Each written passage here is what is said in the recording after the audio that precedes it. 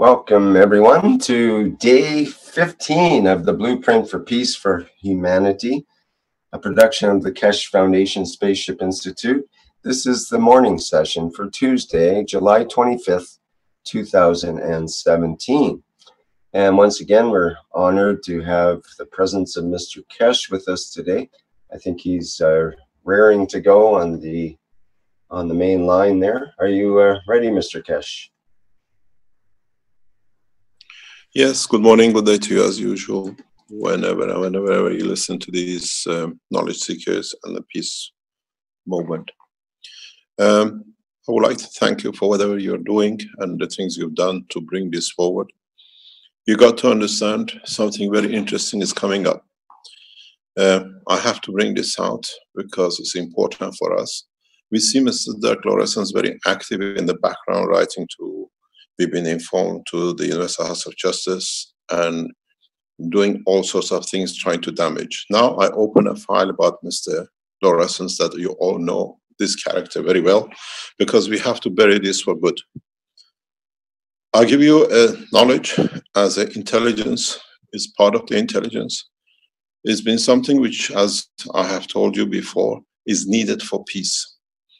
Intelligence is not to damage. Intelligence is to understand what is doing, what is happening, and where things goes. Intelligence, security intelligence, national intelligence is part of the work of governments and organizations who care about their people.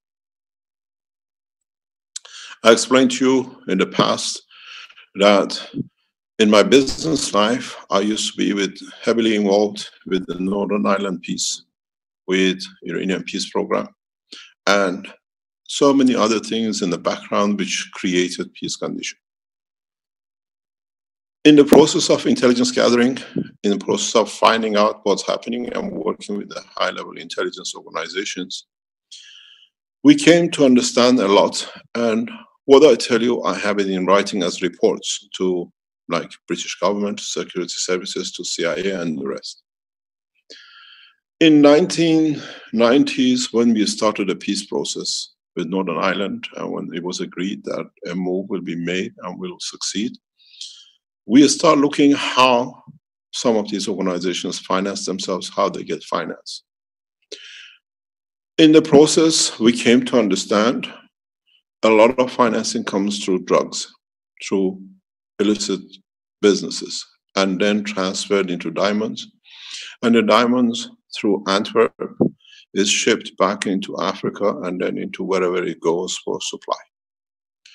We discussed this at the Brussels headquarters of Embassy of American Embassy in CIA offices very carefully. We discussed this from the British Embassy very carefully with the handlers in England. And it became very clear that Belgium is a center point for a lot of trafficking. In part of the report, what we came across with is part of this trafficking is a human trafficking. And human life is a cause of misery for a lot of these people that they get trafficked. They traffic children, they traffic humans. We see many of them dying on the boats. We see many of them dying on the way to the desert, through the deserts to go to the borders. With the British and CIA, we studied this very carefully, how these things are done, how some of them get to Europe so easy and some they don't. As part of human trafficking is children. We can't have peace if we don't solve the problem of the children. We found out in the process that embassies are issuing passports for children because children cannot cross borders, cannot go through the deserts. Very few, if they can go through the seas. So in that process, we found out a lot of information. And British government and American government have released documents, which you can go and read. We released documentation, references on British government, trafficking, human trafficking with Africa and Europe. If you read one of these dossiers, is Sandor in the background. As he joined us, he was working very late. When Sandor comes, I'll ask him to put it up. The intelligence shows that embassies issue passports for trafficking children. So the root of the problem is much deeper. We start looking where these children come from. These children have no name, have no place. They come out of orphanages in Africa. Parents leave them. They have no name, they don't know themselves. And then organized crimes through the embassies issue passports for them, traffic them through airlines into Europe, all end up in Brussels and then into Antwerp. Most of them are taken off their plane directly at Brussels airport or other airports. It's the list, I don't need to tell you, read it. Ghana has been one of the main points of trafficking for these people. We start looking with the Ghanaian press people, and they found out how the orphanages are losing children, they don't come back. The strange thing is, if we cannot support our own children, how can we bring peace? How can embassies issue passports unless the governments are not involved? Are they individuals? Is it just Belgium? Is it Germany? Is it Holland? Is it Britain? But the report is very clear. Most of the child trafficking goes through Antwerp. Most of the child trafficking is handled through Antwerp. 4 children going through Antwerp to Belgium to England were killed last year or been abused. That's a British government report, national report. The strange thing is, how come Antwerp? And the strangest thing is, where does Mr. Lorenzen lives? If you punch on your building, on your computer, and do London Tower, Antwerp, exclusive villa apartments, $1 million, €1 million valued. But the strange thing is, Mr. Lorenzen's daughter, who he defends heavily, lives within, or lived within 200 meters from the house, this multi-million luxury building, in the area known as a red light district amongst the prostitutes. This man, if he's so wealthy, why does he let his daughter live with prostitutes? The thing is, we don't make accusation. Belgium has a very specific system of tracking. When you move into a house, within 7 days, police has come to register your documents at where you live. So what we say, Mr. Lorenzen can produce his daughter's certificate, living amongst the prostitutes. If a man is so rich and claims to be so pure, why does he allow his daughter, such a beautiful girl, to live among prostitutes? Does that go back to what we said, abuse of child from the childhood? Mr. Lorenzen, don't claim you're so pure, you're most dirtiest man. And the problem is you traffic children. You may open the file in the court of accusation that we're making a slander. I would like your daughter to submit her passport to the court and your home address. So what we see, these people embed themselves because the people who traffic the children from Africa into Europe use prostitutes as surrogate mothers, as false mothers to create documents. And then when they end up in these places, they hand over the child. It's estimated on every flight out of Africa, there could be a child trafficked in. Belgium, Antwerp could be destination. We are not making accusation. Today, in the afternoon or later on, series of documents released by the American, British intelligence will be released. And you can see the location of where this man who claims to be sacrosanct, and we keep on telling you he's all a fake, lives on a luxury house he claims he's earned by killing another whatever, or he's killed nobody, whatever. And his daughter, 200 meters away, lives amongst prostitutes. You see, the abuse does not stop. The problem is they knew we come to Ghana, we come very close to the nest. That's why once Mr. Alan Sterling was caught and once we came to Ghana, all problem with Mr. Lorenzen started. We don't make accusation. Read international report, security reports, and read the truth about Mr. Lorenz directly. If you are such a rich man, claim to be so correct, and you did not make money on my back and many others people's, like the Cube man, why your daughter lives amongst prostitutes? I'm a decent man. I won't let my children do. And then you claim you had a bad hand in the court. I've been in your house. Your daughters, they come together, they won't let you touch your granddaughter. This was bothering me for a long time. That's why your hand is paralyzed again. I leave it that to your conscience, Mr. Lorenz. Please publish the address of your daughter in past 5 years where she lived. Go to the police. You went to the police making a claim that you're making a slander. Unravel the registration of your daughter's home address amongst the whorehouses and the apartments where she can handle children. You made a very big mistake, Mr. Lorenz, and I'll bring you right to where you gotta go. You're a father, you claim to be so sacrosanct, and you claim to love your children. I will not let my children live amongst, unless I've abused enough. It doesn't matter to me what use is what. Children should be protected. We can't have peace without peace having the children. We are setting a structure in Ghana that no child will go through airports. No child will get a flight that he gets end up in Antwerp. These are not accusations. I can download you very simply, very, very direct, right?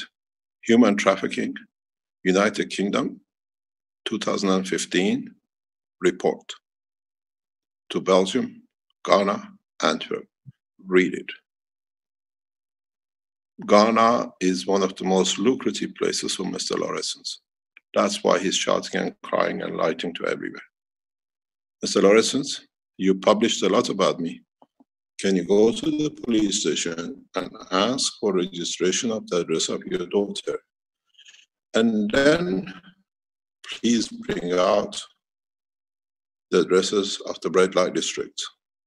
As you said to me many times, below and above her, people stand in the staircase in the queue for the woman.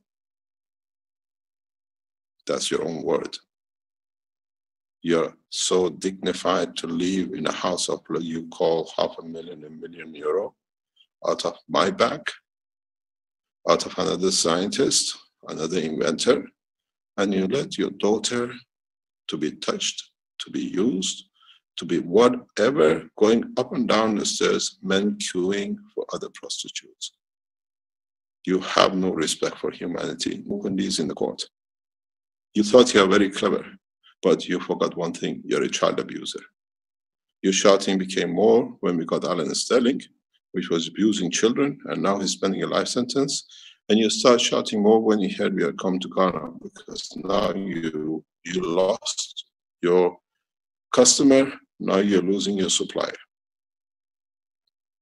We are talking very much in detail with government officials.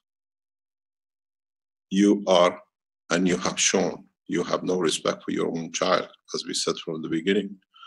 Now I kept secret, I kept quiet. I thought one day you stop doing what you're about. Please, just type on your computers, London Tower, Antwerp, and type on your computer, Red Light District, Antwerp.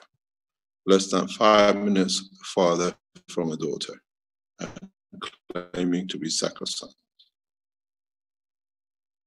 It's the responsibility of police to release the documents of your daughter's place where she lives. Now you see the abuse carries on when you abuse a child at childhood. Type this too, and please print the address of your daughter, and we ask Keshe Foundations to go and take pictures.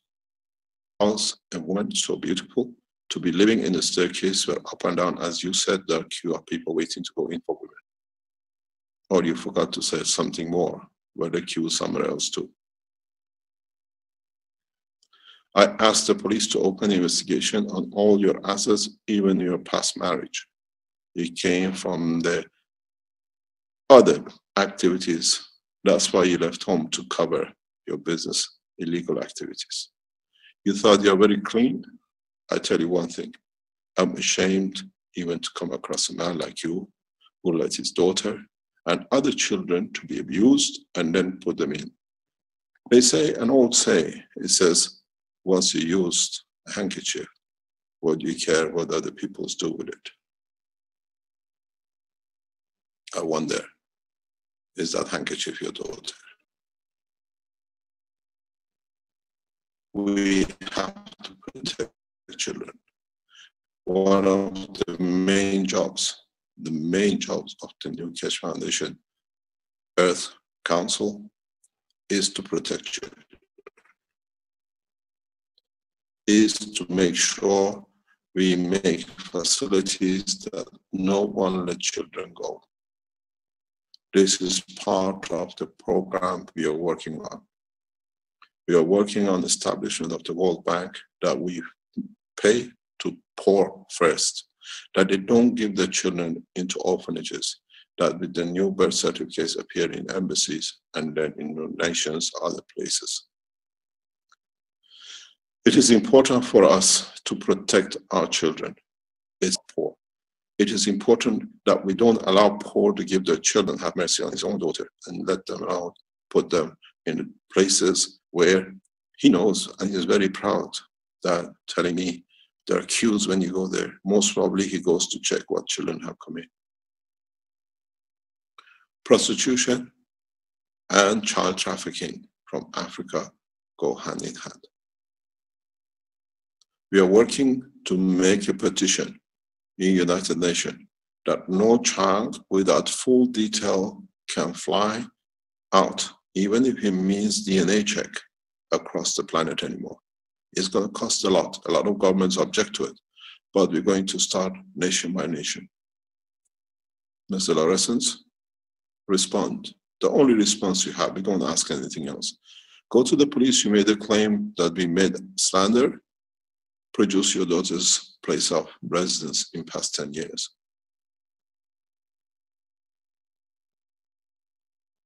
How can you live in such a place and let your daughter live amongst prostitutes? You have no respect for human being. The rest of it is shouting because you're losing your income. Tape it and give it to the police. We'll take a challenge up as a slander because you started this 2 years ago. We responded to you in our teaching. And there is something else you forgot, Mr. Lawrence, that is child trafficking, abuse of children, especially when it's your own, brings disability of right hand. And then at the same time, especially when it's your grandchild and they don't let you touch it. You're a very clever man, but I ask you one thing. You went everywhere to produce documents and pictures. You live. And then we see why the daughter of such a sacrosanct man should live amongst prostitutes, and the father to be very proud of. I don't want to go very low, but I wonder who paid for your apartment. You got to understand, we start cleaning up from this week a lot of things. We have to. Keshe Foundation, all our assets goes to protect, to develop, and to increase protection for children and the poor. This time, we change the game. This time, we go and do it the way is correct. This time, we don't let to be a reason to receive, to walk out of the poverty. We make it a reason to live, that we're living, you join the human being. The structure of the Keshe Foundation banking system, we announce in the next 7 days. Then you understand what the steps I have taken. I will do everything to change the course, and one man cannot mess up the internet. We stand our case in the court of Belgium, take our steps. Peace does not come by allowing people like this man and Alan Sterling and the others to run mayhem on the internet. Mr. Lawrence, I give you a piece of advice. Print the address of your daughter where she used to live. You are that big, and tell others and go around the way you go and take pictures. Who walks on these streets day and night? Men looking for beautiful women. Men who know one thing, how to be as filthy as you. Maybe you planted her there that you can pick up children nobody knows. Grandpa walks. We've seen the most deceiving people, how they live. You're not very far from the rest. I would like to put the picture of your daughter on the internet. It is there. Just go and look for her. And then you see, does this girl deserve to be amongst the prostitutes living there and the father to be proud of? Or it doesn't matter. It's another handkerchief. I don't make accusation, and this is not a slander. But the biggest thing for me is how many children you have trafficked. How many mothers are still waiting for the children which are trafficked into Antwerp to come home one day out of orphanage, they can pick them up. And the most probably got lost amongst the shit between you and your friends.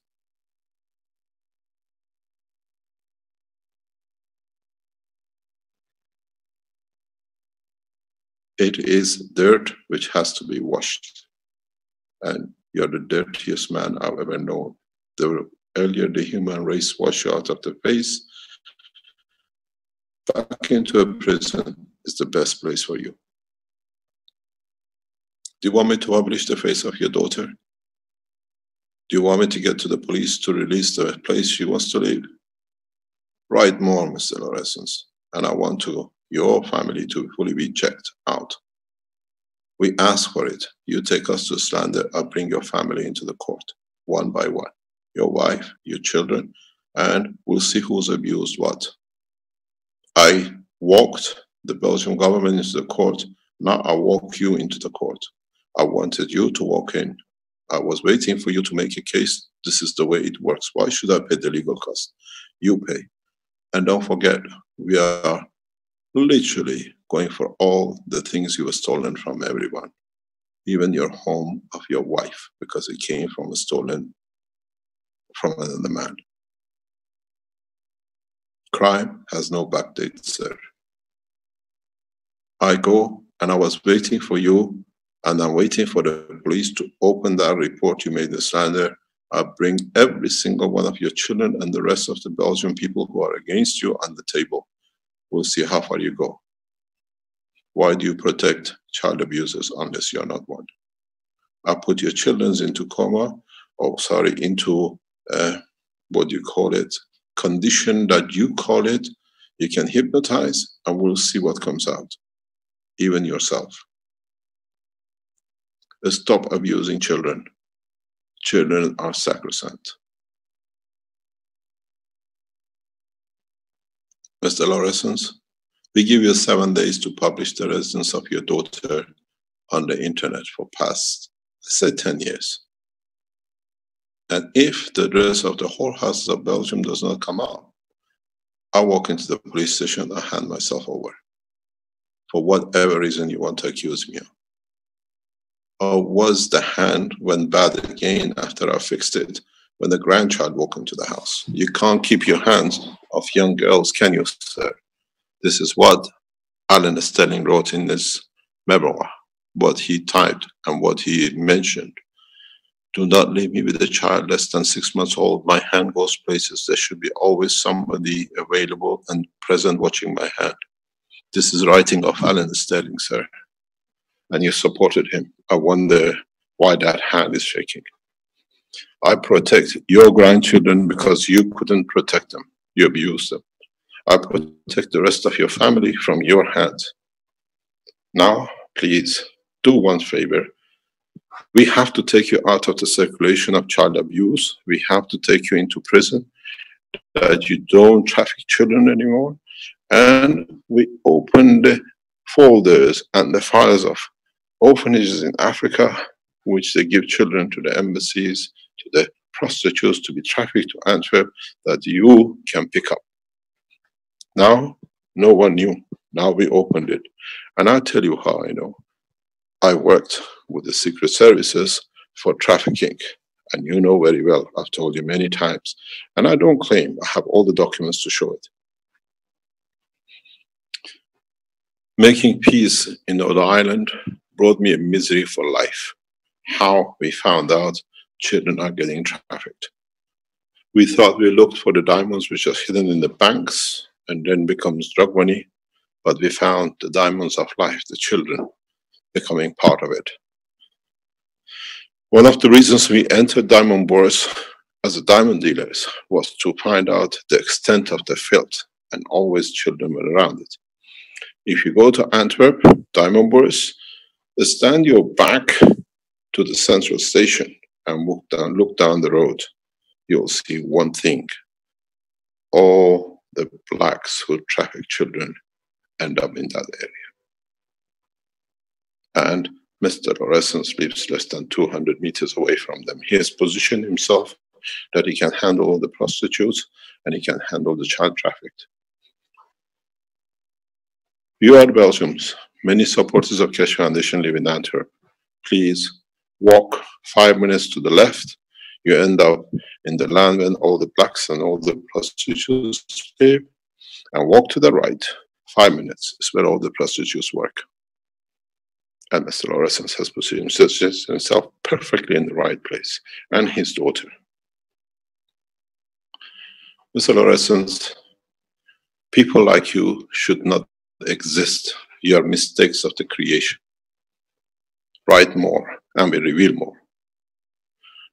You came to destroy the foundation because you were paid to do. I don't destroy anything. I make many people free. And in the next 48 hours, we'll ask governments to issue a warrant for your arrest for trafficking. And I have enough to give, and I have enough to do. Peace should come from the beginning, and the beginning is a child. When a child's life is disturbed at the beginning, it'll stay disturbed for the rest of the life. And people like you create that disturbance for the parents and the children. I told you I have so much to do. I don't come on much in these times because there is so much going on. The foundation is growing so rapidly. The foundation is going beyond imagination, and the governments are turning to help. But we are asking one thing. Mr. Lorescence, if I was you, I do one thing. I publish the address of my daughter in past 10 years and let people judge who you are. Living in the multi-million, maybe on the back of your daughter's income, and then putting a daughter on the street with the prostitutes. You abused her, you abused letting a child living in that area, psychologically abused. I don't think any of the Keshe Foundation supporters listening would allow the children even come to this area, let alone letting your daughters live. Her name is on the internet. Just go and look how the beautiful woman she is, highly educated, but is still living in dramas of the past. Mr. Lorescence, leave the children alone and don't use the Keshe Foundation to hide your sins. Please take us to court. You reported to the police. I'll submit everything to the police. We waited for you to go. We go with you. Because you should not be part of human race. You should be kept in cells that only animals eat. Even animals are better than you. They don't rape their own children. They don't touch other people's children. You got touchy when Alan Sterling went, when we saved many children. I have one clear conscience with me. I've said that many times to people close to me. I have a very peaceful life. Do you know why? I know Alan Sterling is in prison for life, and 2 girls of his go to sleep at peace every night, not having the fear when the father will be there to rape them.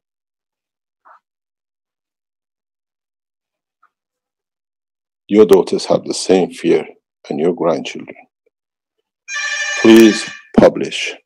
Please publish the address of your daughter's house.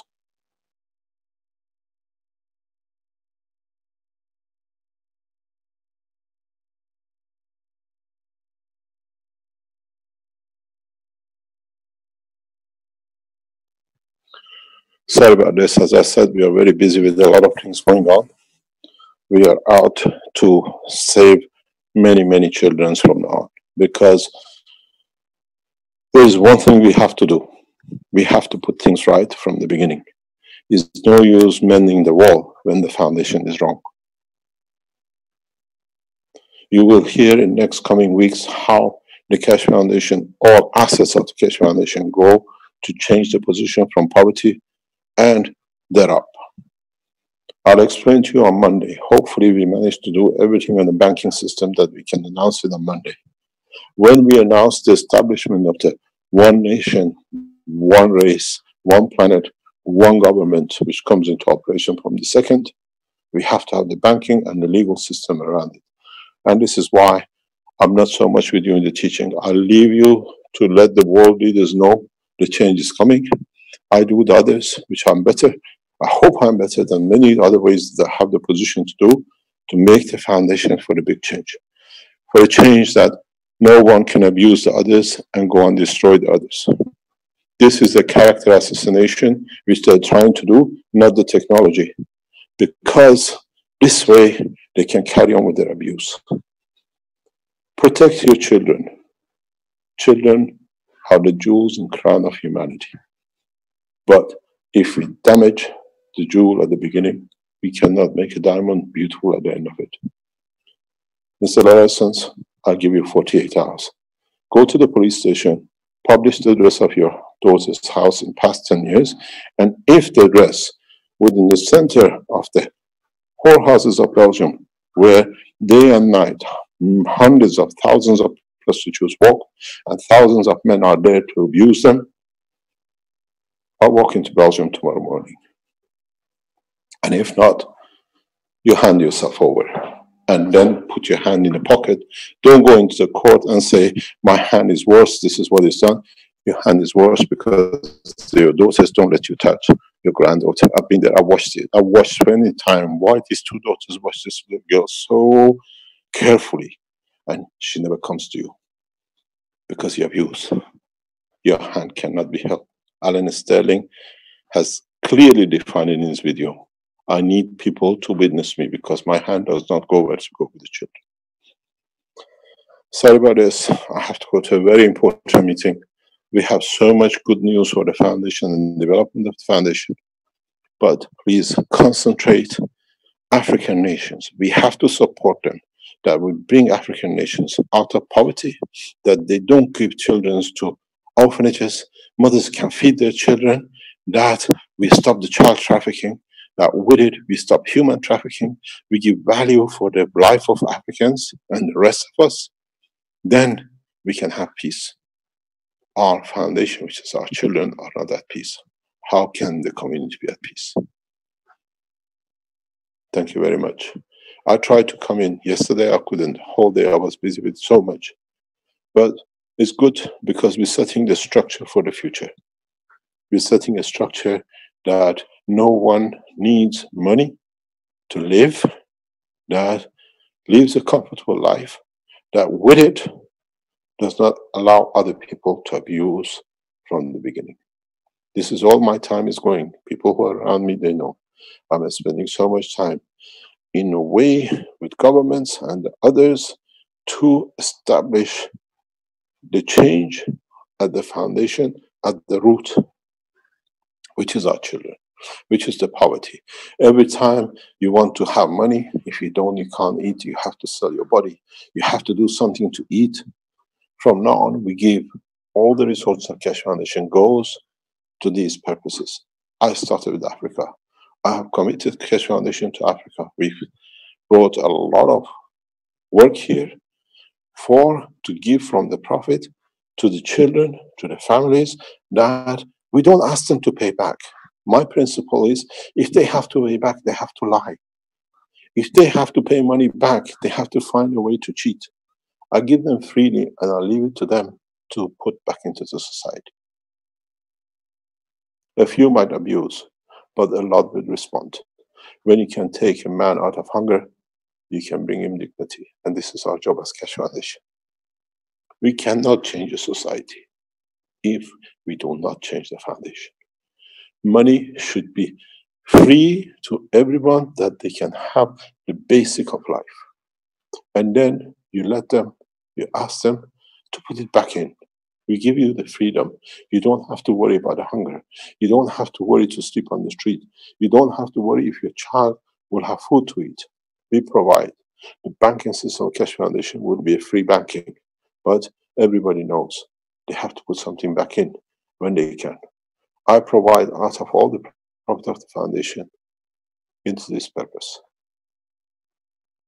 And it's the job not to look, they're going to abuse it. Some will do, but we pray for their soul because we know how to elevate them. And the others will not go hungry. Mr. Lawrence, publish the rest of your daughter. And then I'll show you how a man who claims to be so clean and good, living in an apartment of €1 million, we got documents, we're going to bring it, we're going to show it. You allow your daughter to live amongst prostitutes, and you put her there and you're very happy. A used handkerchief, does not matter who uses it, does it? Thank you very much. I have to go to the meeting. Okay, thank you, Mr. Keshe. Hello, Rick. Good afternoon. Hi, Caroline. Yes, hi to you. Hi, good afternoon. You just got the best news you could receive, Rick. I promised you yesterday. You see how fast it goes? I promised you that was your first wish without realizing what you were expressing, for everyone to have a minimum income, that they don't need no suffering, that they can take and keep the children with them, because the basic needs are available to every single human being on this planet. Now, you see what a big wish you created with expressing it. You received your wish. Yeah, for sure. It's interesting times we live in, that's for sure. So you're carrying your big smile. Yeah, you bet. Did you do your homework yesterday? What do you say to the mirror homework, you mean? Yes. Well, I did, and I still can't help but be critical when I look at the mirror. I notice that I look more for the flaws in what I see than the good points, because that in a way is my training as a repair person, and someone that, I look at a vehicle and it could be shiny and new right off the assembly line, and I know I could find half a dozen flaws in it, even though it's brand new. And that's sort of my training, is to look for the things that are wrong with the vehicle, not the things that are correct with the vehicle. And I appreciate the correct parts and everything looks good and it's a nice vehicle and so on. But my training is to look for the flaws, not to look for how wonderful it is, and not to think about the flaws. So now I try to include the flaws and the good points and the whole picture and the whole thing kind of all at once now, rather than picking little things apart and so on. So I try to get the big picture with the flaws and the good points and everything all together, and it's all okay. I hear a smile in your voice. Because you came to realize, you said it yourself, but you completed your sentence. You confirm that those little lines are there from a purpose, that it has served something, and it has brought you something I would not say benefit, but in a way, yes, because it made you who you are. You're beautiful. Mm-hmm. That's right, and especially the tough times and the hard things that happened, and so on. You know that They leave their marks. They leave their marks for sure, and some of them leave what might be called a permanent wound or a permanent scar. But it's good because that scar can bring us into the moment and make us realize that now is what's important, not the scar and not the past and not any of that, but just to use that reminding factor to pay attention in the moment, and that, you know, this feeling of giving and this creation of love and so on is very important. It's the more we come into the moment and pay attention to our surroundings and so on, the more important that seems to become. So, and we learn that if we have a scar of some sort to kind of remind us and keep bringing us back into the present.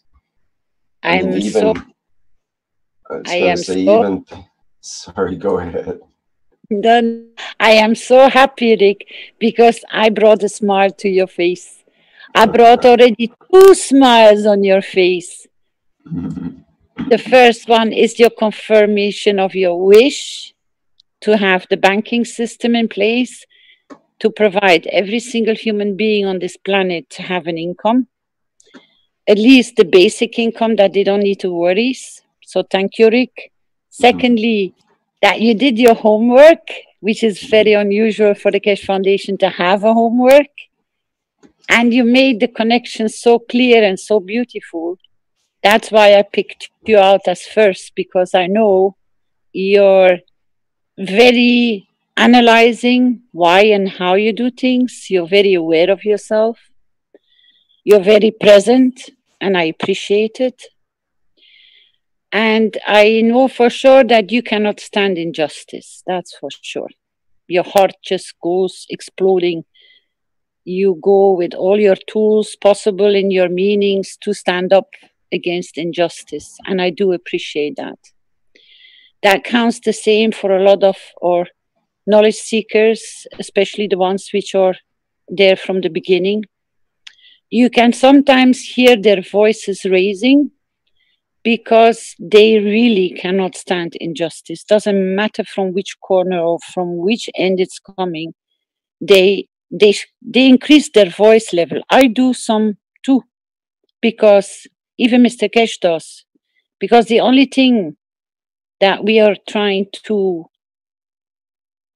elevate is this injustice. And what Mr. Keshe just brought this morning is very painful. It's actually shaming how our children, which are our future, don't even get the first ground to stand on their own feet and be not touched by pain and suffer and all the other ugly things we can and know and are aware of. But I know that there is a tendency in the background, if you follow Facebook and social media, they are cleaning them up. They're working on it. They have tried so many times in the past, but it has never been with such a high increase of reaction since the last months. Actually, since Alan Sterling got pulled through the door and exposed in the foundation, it has changed a lot of platforms worldwide. If people take notice, don't give up. They're working on it. They got the message that Keshe Foundation, through their wish and through their intent, we stand for our children. Because after all, what are we here for? To pave a new world for them. We are shaping it and trying to shape it, but we have to involve our children to get their support, how they see it as well. Like I was trying to explain, pay it forward yesterday. Give the children these kind of tasks and see with what they come back. We will learn very fast where they see the faults or the flaws, or as Rick came to say, the imperfections, which can be more adjusted. So I greet you all this afternoon from wherever you are, presence in this presentation, teaching, explanation, support. You are more than welcome. I know these phases when Mr. Keshe brings these kind of topics on the table, we all go shivering inside if you understand. If you don't understand, try to understand. Don't harm, don't hurt children. Protect them with your life. Make sure when you see abuse, I do it. I have no problem. When I see a mom raising her hand on a child, I go to her and I tell her, you have no right to hit your child. You can speak to the child. Unfortunately, in Italy, I cannot do. That's the only place where I cannot intervene because they respond not in a good favor for me trying to protect the child. But outside Italy, I can. Because in Italy, it's a family matter and they think they have the sole right to do so. And I hope we can bring that awareness among Italians not to do, not to raise their hands. Mr. Keshe has brought it quite a few times in the teachings. Their hands are so loose, they have no problem whacking the children, and the child has to take and swallow everything and stand in front of you, still with the tears in his eyes and pretending nothing has happened. It happened within a few meters from us. We could speak to those parents and make them to understand. But when you are in public and you see it happening, my heart bleeds that I cannot intervene because they react very violent. So I don't put myself in danger, not in that way. But I'm bringing it forward so that we can support and put an intent through the Italian population language for the universal councils and the members to pay attention, to even erase this, that you should not raise your hand. And this comes through education. This comes through bringing the awareness on the society. There is no need to hit a child, not a single reason, not for them quarreling, not for them fighting, because you already lost the minute you raise your hand.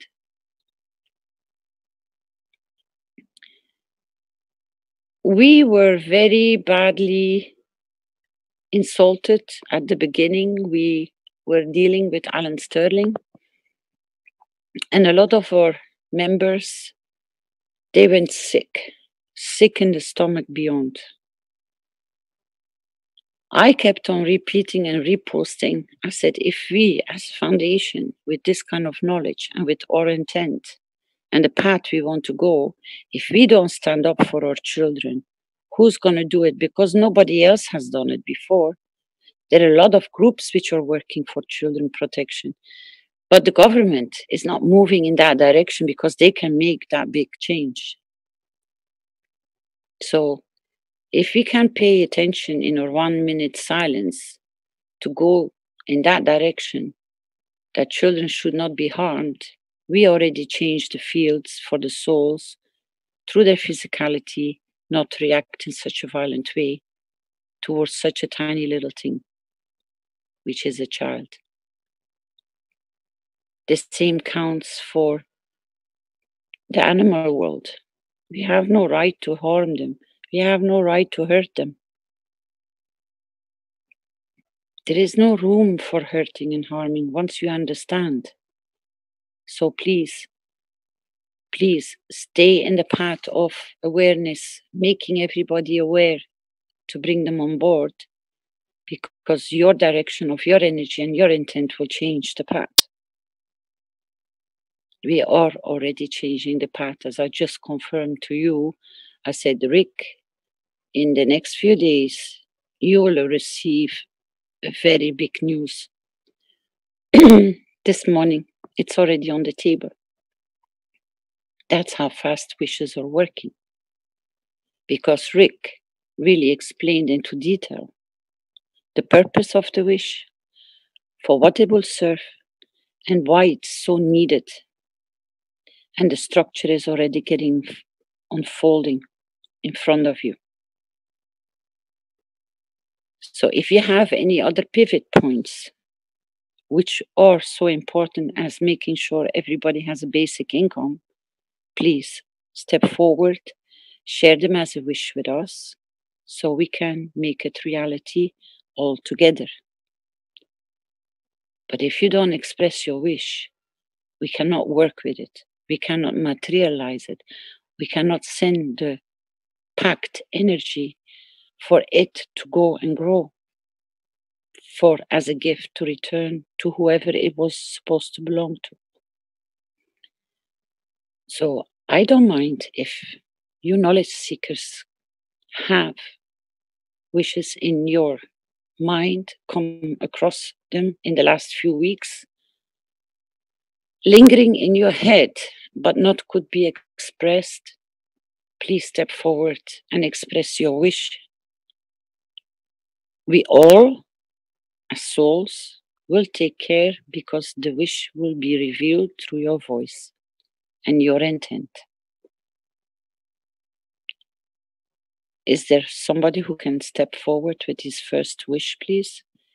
And don't worry, if the wish can't be completed or we feel there is something that can be added, we will support you to complete your wish, that it can take place and it can materialize, and we will create the wish for it to be confirmed. Can the first person step forward, please?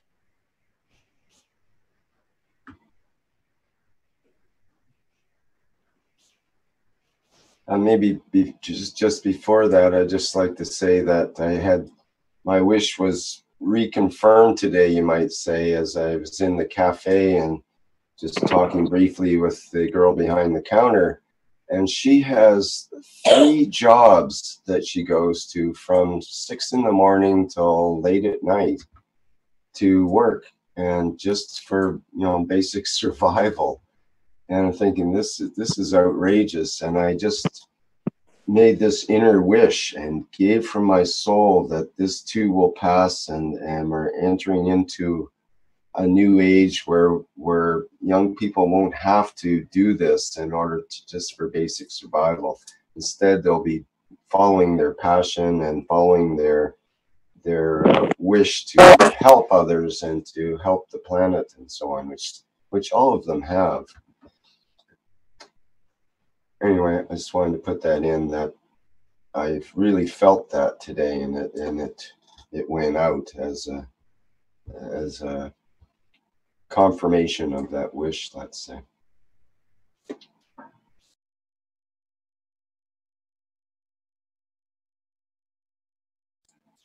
So back to Caroline's offer here. Maybe you should restate it, Caroline, so we can shake up the apple tree a bit here.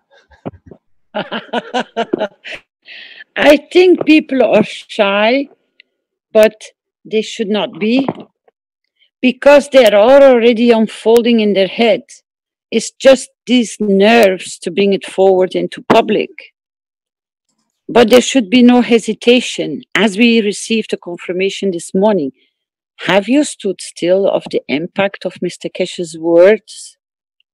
There is a banking system setting up to make sure people will receive a basic income worldwide, and the ethos will be distributed for every single one to understand that this system can work with the ones which have sufficient enough to donate back into this big family sharing, and knowing that they will release so much pain and suffer and stress and hardship not only for the youngsters, but also for the elderly people, and especially for the families which have a lot of children to take care of, that they can at least quit 1 or 2 jobs from their 3 jobs, that they can spend the time to be with their children,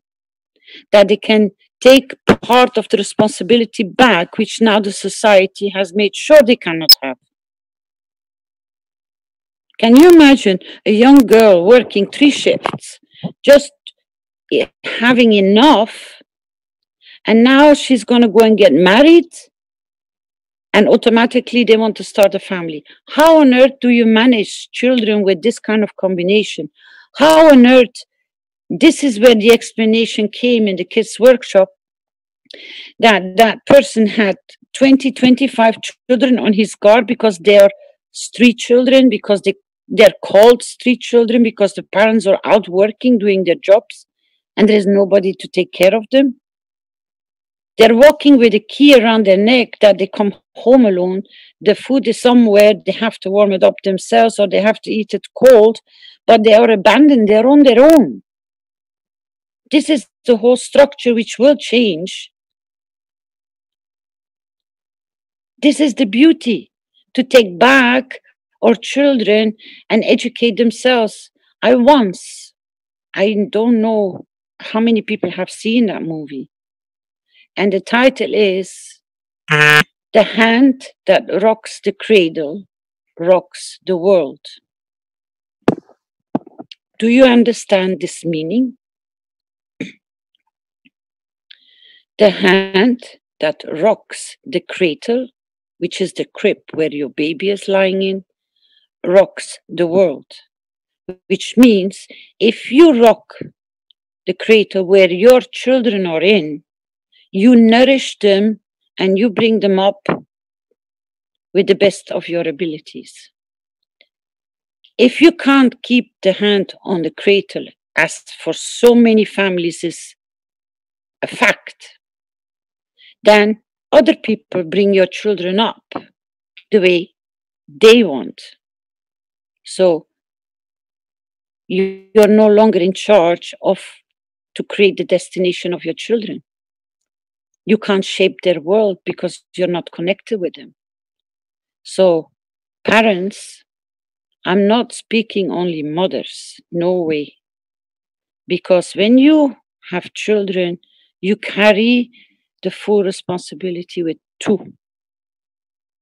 And mothers should receive that extra attention because it is a huge responsibility. Although the partner is around, a lot of the work is on the shoulders of the mamas.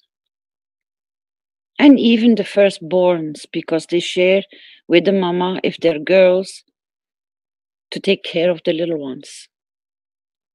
Now, with this kind of banking system coming up, and you can drop 2 jobs, but at least you keep 1 to keep even the foundation going, and say, I will put some back in from myself. You just saved how many hours that you can spend with your children. You take that cradle, the hand on the cradle, back into your own home. You take back your responsibility. You take back your love. You take back your care, what your dream was when you started the family in the first place. Go and watch that movie, how badly it goes wrong with the children. Can I come in, please, Caroline? Yeah. I've just got a breakthrough. Sandor, you're in the background. I see you. Yes. Can you release those documents regarding the human trafficking by British government, the links? And can you release the aerial picture of the London Tower in Antwerp? London Tower is easy. With the British document, I have issues because there are 36,000 results of search. They didn't. No. The links we gave. Yeah. The links, just the links. We don't need anything else. The people can start looking and see how bad trafficking is. Governments cannot do anything about it. We can. If we can stop embassies issuing visas, passports, for children who have no mother and no father under fake documents. These children cannot at the age of 2 or 3 years old walk and sail sailing boats. Those who you see in the sailing boats belong to the parents. They want to save their child. The ones some travel like this are literally what they call donkeys. Donkey is an American word for people who carry drugs in their body. They're called donkeys. These are mother donkeys, which they carry children. They call them, literally, they have a word for them in the diplomatic corps. They call them mother donkeys. They know they can't do anything. I've stood with security people watching. We know the mother doesn't belong to the child. We know the child has no connection. I've spent many flights from Kinshasa, many flights from Africa into Europe, and I've seen that there is no connection. There is nothing. The child is there out of fear. There is no mother and child. You know it's getting trafficked, but we can't do anything about it. In the embassies, they issue passports, which is it's a passport from the embassy, means the governments are involved in it. It means the ambassadors have to clarify who they issued visa, where they come from. Should not be closed door policy anymore. One nation, we should know where we are, all of us. These are the policies which will push. The stronger we become, the more we become. I want to know, in reality, how many children on each craft goes back to Europe. Even one craft a day, one child a day is too many. It's not just Europe, Eastern Bloc, India, South America. Why have we made a society that we have no value for our children? We can't have peace.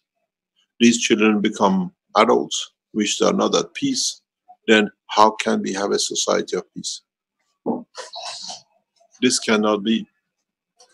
This is something we cannot do. Please put this on the internet. Just look. In one report, Ghana is specifically for human trafficking has been pulled out.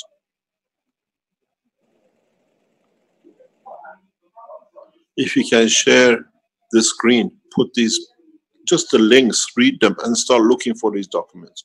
Governments know, but their hands are closed because most of these countries which are in this kind of thing sit in the center of power and nobody can touch them. Because of that, they do whatever they like. If we touch Belgium, the whole of Central European countries, EU goes into rattle. That's why they do whatever they like. It has to stop. It has to stop. A child cannot get on a plane if the embassy has not issued a passport for it. A child cannot go on a plane if a visa is not issued for it.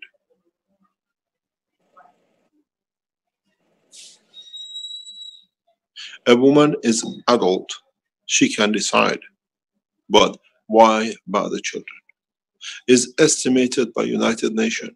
I used to be part of these kind of organizations for a long time. Every day, at least, God knows how many, 10 to 20 children on the flight out of Africa are going to be abused in Europe or in other part of the world. One is too many. We cannot do anything, but we have to change the culture of the finance, that we make life comfortable for everyone. Doesn't matter if they live in a village. We have electronic systems. We can allow, even in the villages of Africa, they cash transfer money on the phone. We can allow them to live £10, €10, whatever, $10 a week, takes the family out of poverty and allows them to strengthen. That step to walk out of having food allows them to start thinking and living a better life.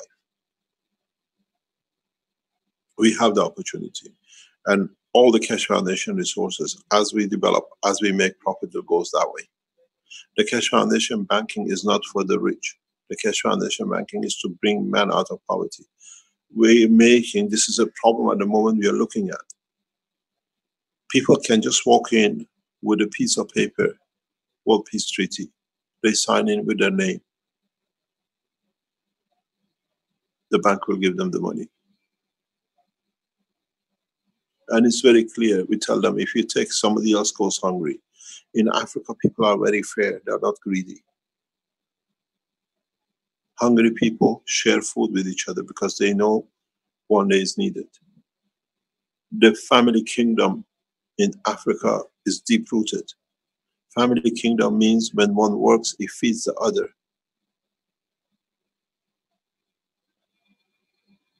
So they know they are not those who go and empty the bank accounts. We watch.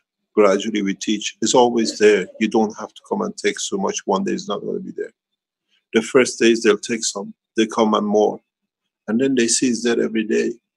We make bank offices to allow them to walk. It's going to be there all the time.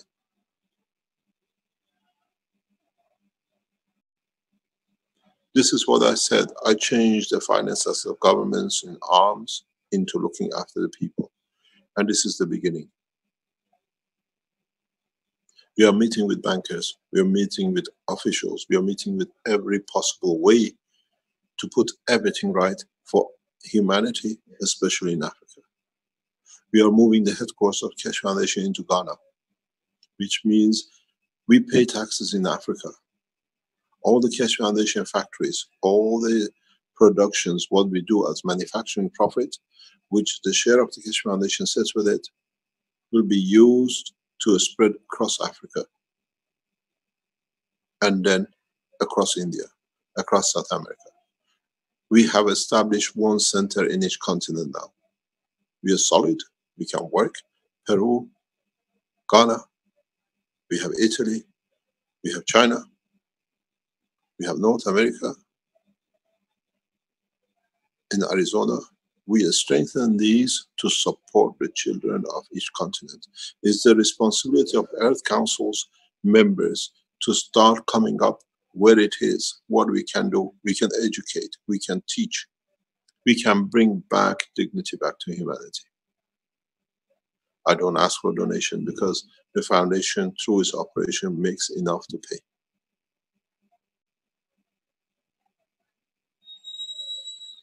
We are strong as long as we can protect ourselves from the poorest, not from the richest.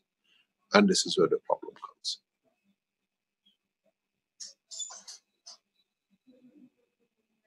Those who go for my character assassination means they have no character. I received a very nice text. It does not matter what others do. What we do has to change the others. Peace has to come from the heart of the man. And many of you, I have thoughts, many of you who come to understand, reach the soul of humanity, you feed the humanity. I don't need to open the bank account.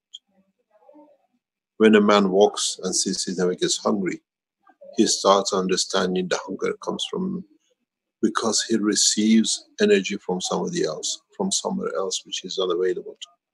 You become the filter of transformation of energy to the others. These are not dreams. Now we understand the principle.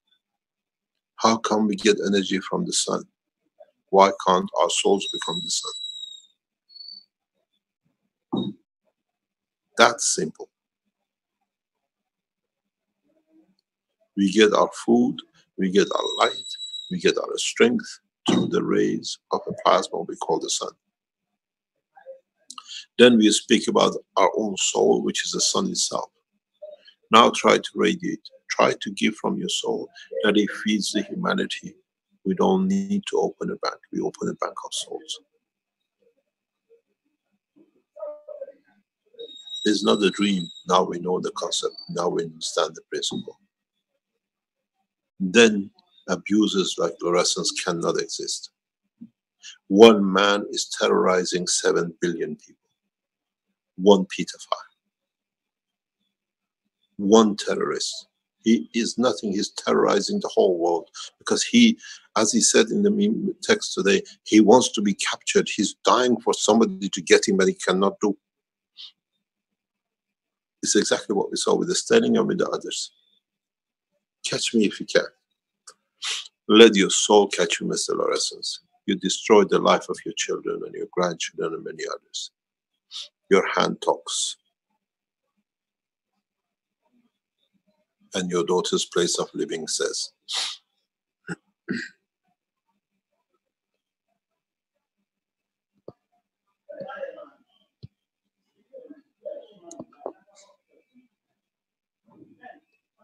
Can you share the screen with all the addresses, please? People read these reports, reads what human is doing to human. If they had money, they don't move. If they could live, they don't go.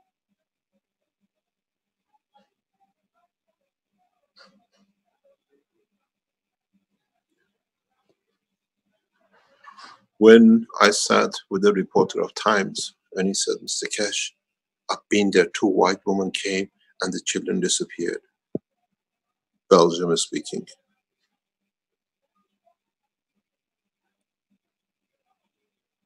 We bring these people in the press conference. We are organizing for people to become aware how we have to block people reaching these points. In Brussels, when the people arrive and the children arrive, immediately they siphon to the right and they go to and they disappear. Or they go straight away to Antwerp in the hand of Mr. Lorenz. We have found all the tracks. If you're Belgium, as I said before, go and take a picture and bring it.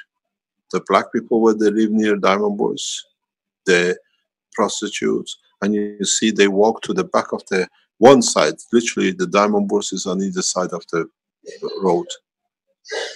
The children and the prostitution, child trafficking goes together. When we found this through the securities, I said to one of my colleagues, I said, it's a shame we are human. Now you understand people like Lorenz, why they are shouting there is something wrong. Because, you know, you remember the game we used to play? We used to tap on the table. When you get closer, it gets louder. Now we're getting very close, and Mr. Lorenz is getting louder. Louder and louder, because soon he has to tell to his children, sorry, I abused you. Not his children, but the children of this planet. He has no respect for the color. Don't forget, he was born in Kinshasa. He thinks the color of his skin gives him superiority.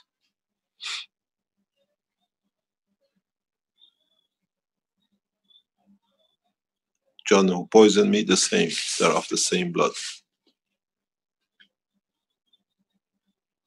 I wonder if Delanois is one of them too.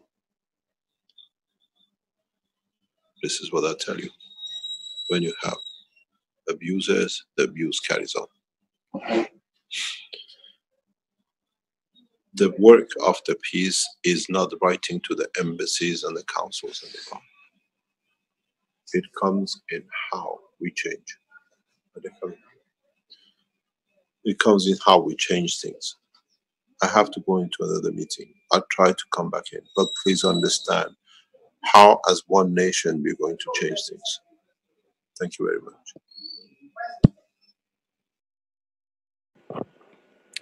Thank you, Mr. Keshe.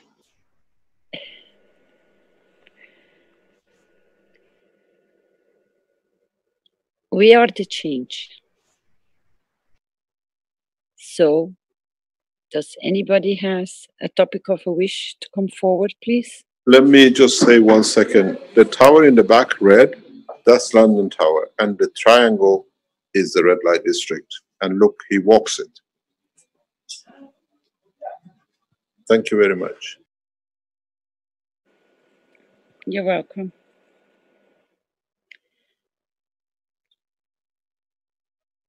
Rick, maybe we can come up with my start.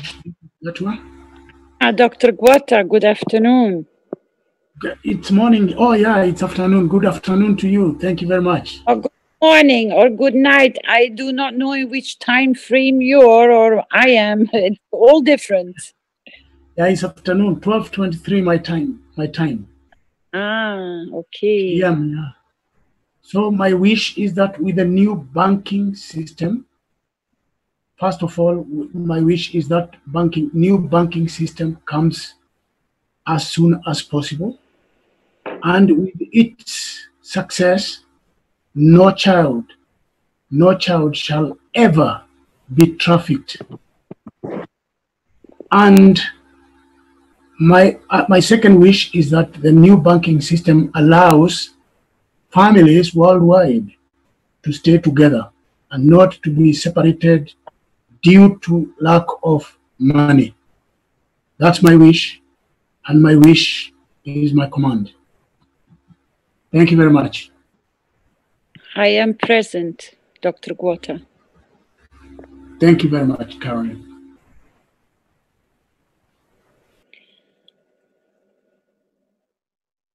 That's how children also get scattered all over the world, with what Dr. Guata just pointed out.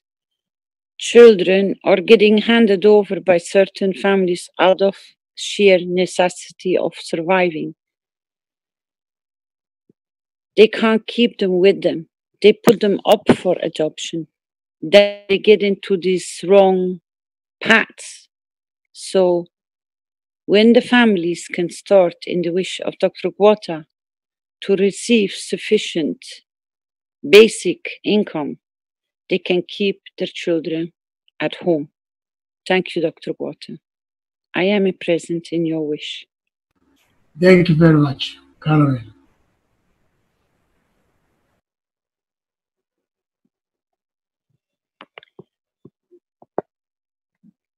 I am present, Gatua.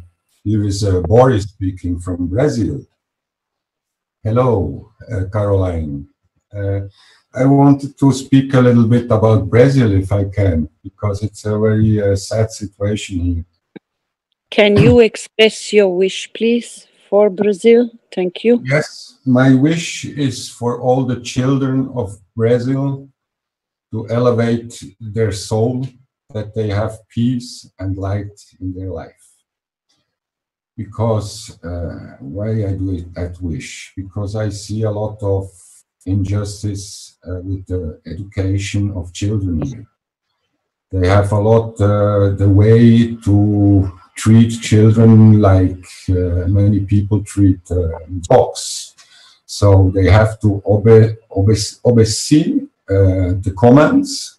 So the mother said, you have to do this and this and that. And I think it's totally wrong, because these children, after they have no independence, so they grow up and they stay children. And they, a lot of Brazilian adults, they live again in the parent house, even with 40 years. And not go out, and it's also a problem of the finance. Yes, sure, because you have no social aid in Brazil, so the only way you get aided is when you go back to your family. So all the families, they are together, many people in one apartment, and they put all the money together to pay the things.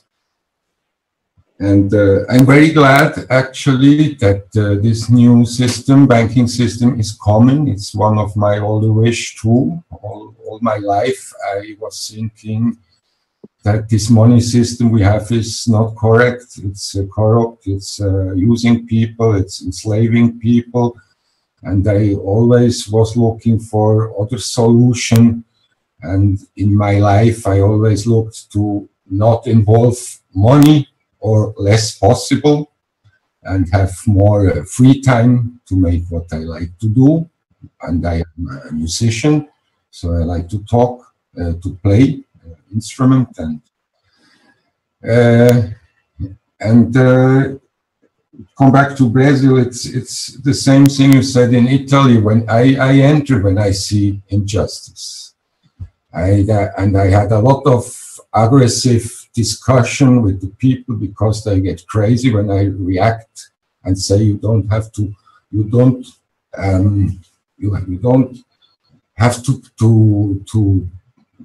beat your children's. They want to justify it. And there is no justification, I think. So it's very difficult to get in position here. And that's why I would like to make this wish.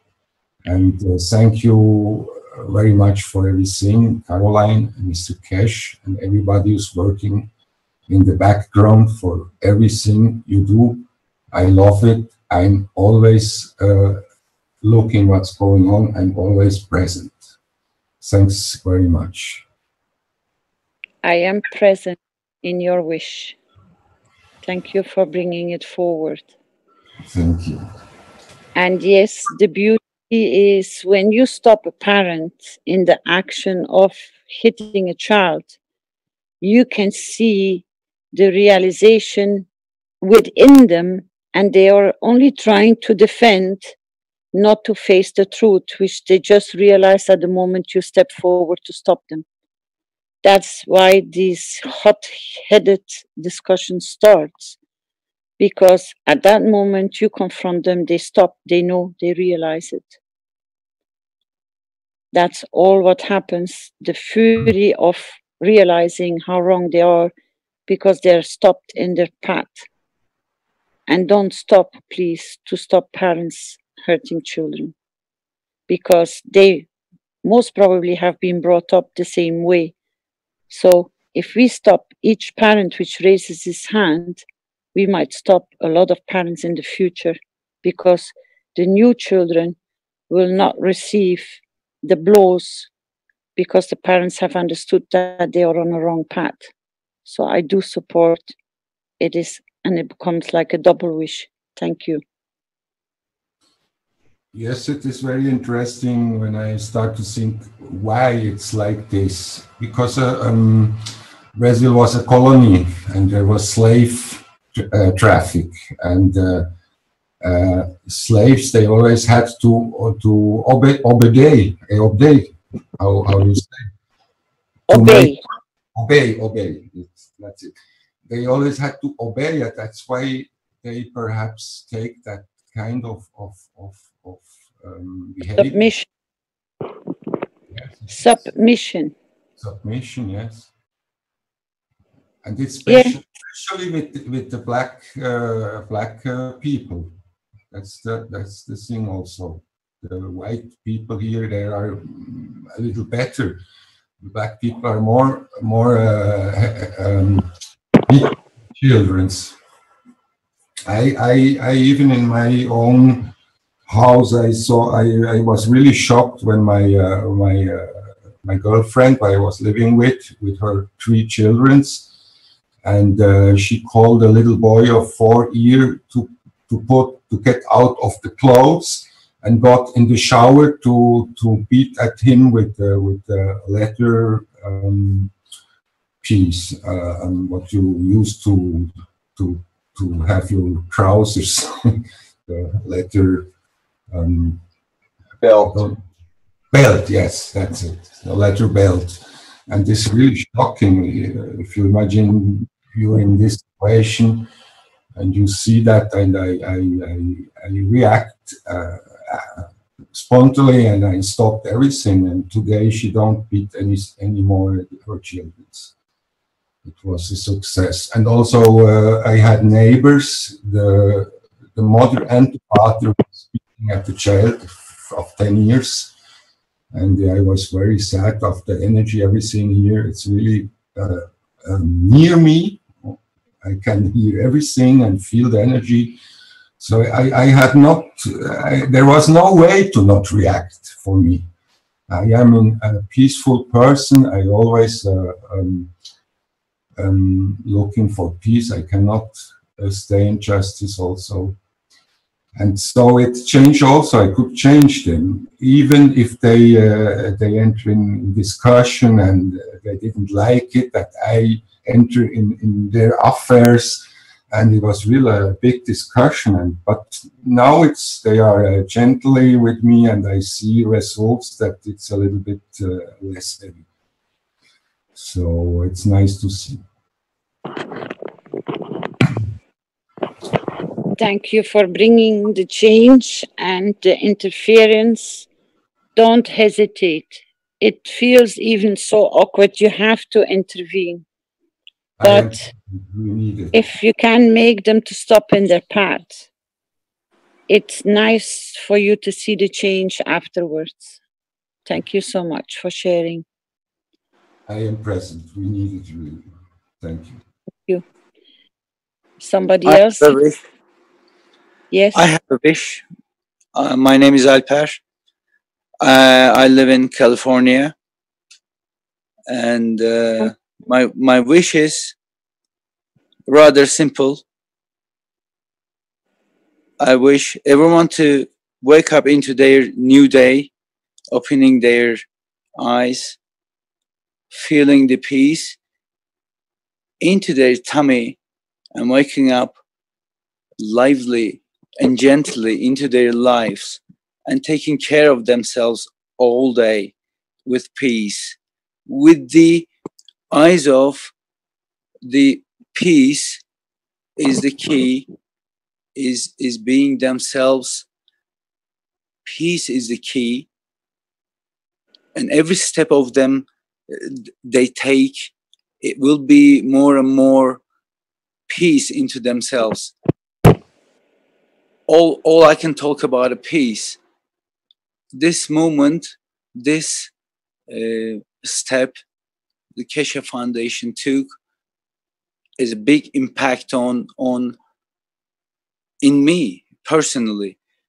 This was the time that I have been waiting for all my life. Simple as that.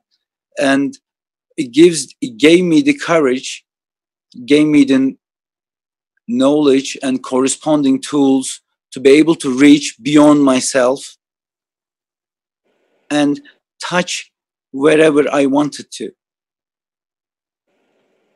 These are really rather big words, I know, but within my wish, it all came towards me, running towards me, rushing towards me, all these informations and understanding. Everything meant sense, and very relaxing word, very easy, that Mr. Keshe says. It really meant sense, but it takes a bit of a time. I mean, it took a bit of a time with me. All I'm revealing from my perspective. And it led me towards an understanding within myself, being separated from the knowledge, some of it, and being patient and understanding and waiting that it would reveal to me was the key of my understanding. It was always the understanding of what I shared, not exact but similar, my own understanding, my own steps every time led me towards this point, this understanding, and it's inevitable that I have to thank you, all of you. It's a real step.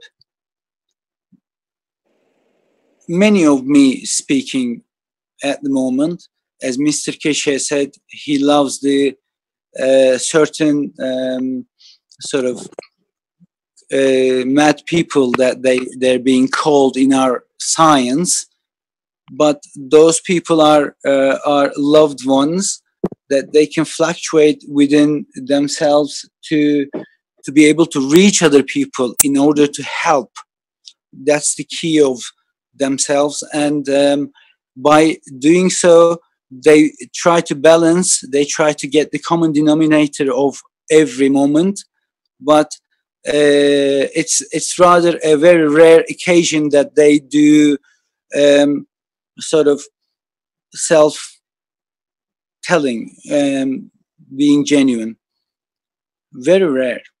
You can't really. Even the best revelations of themselves would be the alternated common denominator of themselves. So what I'm trying to say is that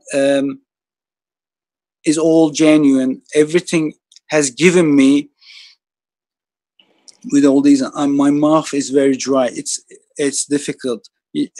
When you're always listening, it's like you always hear the taste of the honey, description of the taste of the honey. But when you're in it talking, you're in the honey, then you understand the feel different. This is a different thing. That's why I understand now. Caroline keeps saying, just you know, do it, just talk. I get it now. And thank you for that really energy. And I started talking about my wish, and it came to this point. I can talk on and on and on. I feel very relaxed. But before that, peace is, honestly, it is us. Every step we take, given the atmospheric condition, given the environment to us, what does that mean? Which is simply what we are,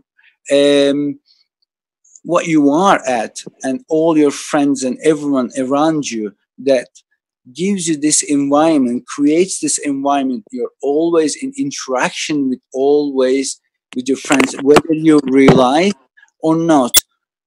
Now we're talking, you have an interaction with me, inevitable interaction in every word. What I'm saying fluctuates given you let me talk like this. When we were a child, when we dance, we hold hand to hand, and we just roll around like mad kids and madness. It's always love and holding hand to hand and turning all around yourself, all about interaction. And I came to a point with all my last 10 years of understanding of listening of every teachings available all around me. Let me just have a water.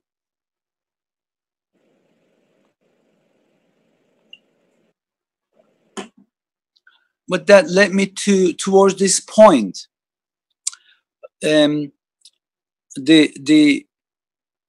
What I come to, all of this understanding has a past as well. There's a bit of a past that needs to be understood, why I am resonating, what I am resonating. Very quickly, my mother is from Bulgaria. She's a psychic. When I was in the first school, in my first 5 years, I have woken up in various places in the middle of nowhere. And they have related to this to waking up from your bed and walking to a point wherever you're going. I have encountered this many, many years, where it came to a point my parents had to take me to a sort of, I don't want to give a name, but one of those doctors. Absolutely nothing has been indicated, nothing has been understood. How I can tell this with my today's understanding? Everything, all my understanding has came to a stop with Mr. Keshe's knowledge. It all made sense. Every single puzzle set. But the reason was that was I was so deeply into researching and trying to understand and trying to question. I'm a very experimental person within my understanding of my art and music and everything else. I just push on towards hearing something really interesting from a person would give me incredible inspiration. That is such a thrill. That's also what I gathered, what I understood from Mr. Keshe's understandings and technology. Really, just simply gives put everything into a perspective within me. When I came to a middle school, I have just understood where my mom was a psychic. She was hiding it from me. The reason was that she was encountering with jinns, beings from another dimension, where she was getting information. What I'd like to say is that there are various individuals in terrestrial, in extraterrestrial form, and there's absolutely no pure evil beings, and in every form, in every various intentions, whatever they need, they are in that resonation. Therefore, they can be really silly, and they can be really funny, they can be really, could be anything. Energy, I know what I'm telling you is slightly out there, but these are all the things where I didn't know what was going on in my life. My mother even didn't know the science behind it. This is something where it needs to be, this is essential. I know there are many people are like me, where encountered many things, and we're ignoring it, and that's okay. Really, there is no such a thing called supernatural. Everything can be explained within the science. Okay, but that science is slightly above the normal understanding that is Mr. Keshe's understanding, and that's plasma, plasma state, what I call, that resides within us. Many things I have encountered through my mother. The reason I said there could be individuals, now I can say it easily because I have experienced it back then. They are very giving. Some of them, they decide on, they want to give you. There's no way that you can escape from it. They want to help you. It's okay. We're like that as an individual within ourselves. We want to help. No one can stop us. Who's stopping me right now? Like I'm giving ridiculous information, but thankfully, kindly, you're understanding and you're taking it. That's what it is like. Within the area where we understand, or within the area where we're trying to reach, where we're actually there, then we were always there. And what is actually happening is all the places, all the areas where we are resonating simultaneously right now. Actually, that is surprisingly where you can multitask perhaps a couple of things here, but you are multitasking uncountable sort of, let's say, spheres, but that those spheres comes across with other spheres where they interact with each other, whether we are aware or not. These are the informations I have understood from all my questions, ridiculous questions, because I ask, comes from my experimental side of it. I want to find out of my answer, no matter what. This is the ridiculous side of it, and it reflected on towards my life every time. What I done after all these encounters, what happens is they're very kind. They knock my door. If I say you can come in, and they come in, and I've never seen them. I've seen some of them, just the beard of them. They're very ridiculously jokers. If they love you, they want to reach you, but within their individuality, their understanding, not everyone is super genius. They can shapeshift or whatever, or like out there, like all the concepts like we always hear. Not always like that. It's just like regular people, but our simple physics can't detect them. Unfortunately, we can detect them, but if our intentions has to match the plasma state, because plasma is the within our 3Dness, within the brackets, my 2 fingers, index and whatever, our 3Dness contained by plasma, and that is a true being with a purest intention of the intention. It just wants to simplest explanation of everything. It just want to help. Where if we're using corresponding tools right now through Mr. Keshe's, thankfully, his understanding, where we call it nano, but actually it's a term where we call mogens or love or whatever. What nano coding represents is the space. I'm not talking about a gap. I'm talking about actual space-time in between where we have witnessed some microscopic results where we see the layers. You know, layers with our sort of being able to see the totality. Imagine your eyes are an objective, a photographic technical machines. It has a capability of reaching towards a point, but if you could go in and in and in, you can go in and in and you can go out and out and out and out. Okay, you can you can go in to a point where you don't want to go in.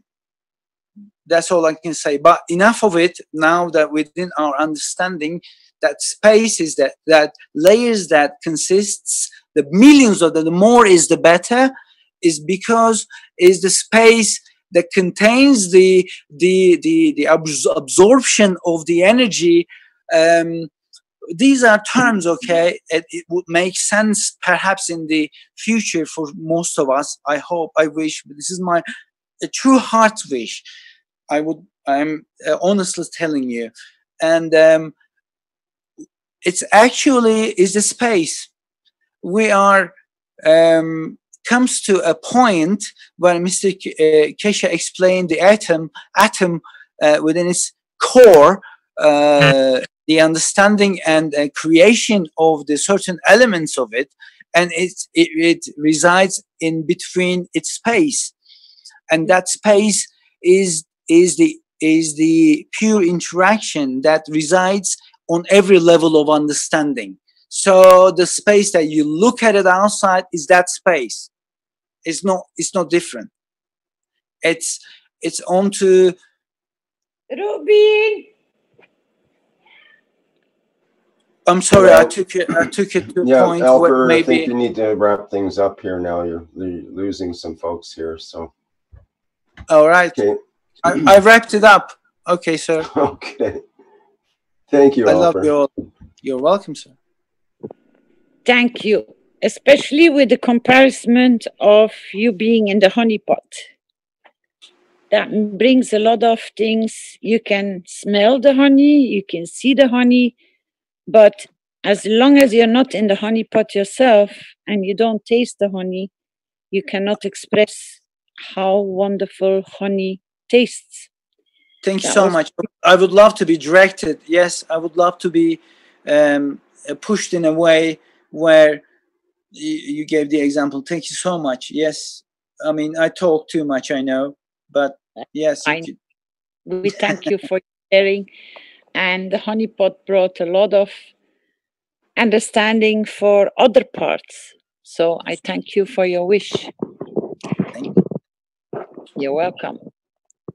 Anyone else, Rick, who wants to come forward? But I would like to, for people, if possible, to create the wish so we can support as many wishes as we can this morning or this afternoon. That a lot of people can express with what has been lingering for such a long time in their head, but they didn't know where to go or how to express or how to bring it forward. This is your chance. Bring it forward, but a little bit shorter, please, so we can deal and handle and support so many more wishes. Thank you. Hi, Caroline. Do you have one? Hello, who's that? It's me, Jalal. Good day, everyone. I have an idea, and I think it will help. All of us, we made some gases, we made some liquid plasmas, and we made some fields also. So everyone start to order this plasmas in any shape that it gives from itself the energy to the feeding. And this is most important thing, that if you're seeking for peace, you must feed the body, because from the body, if someone have hunger, he cannot do anything with peace, because he is seeking for food. So start ordering and order your plasmas everywhere. Even if you throw it in the seas, in the waters, anywhere, you are still connected with them.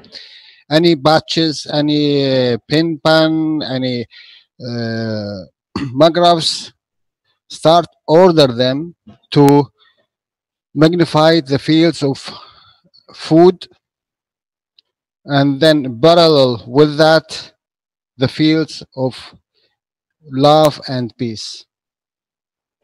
Both of them, these systems, because you are connected to them, if you order them, I think it will command your order. Thank you. Thank you, Jalal. It's not only that they have to buy them. Go and dig deep in our teachings. You will find the exact process, how to do your nano coating, how to create your ganses. For every single one, I will support this wish of Jalal. Keep on pouring, keep on spraying your ganses worldwide, because we will bring the balance of the fields to elevate the souls, that we can reach the souls which are not connected to the foundation. Through our fields, we will reach them. Thank you, Jalal. I am present.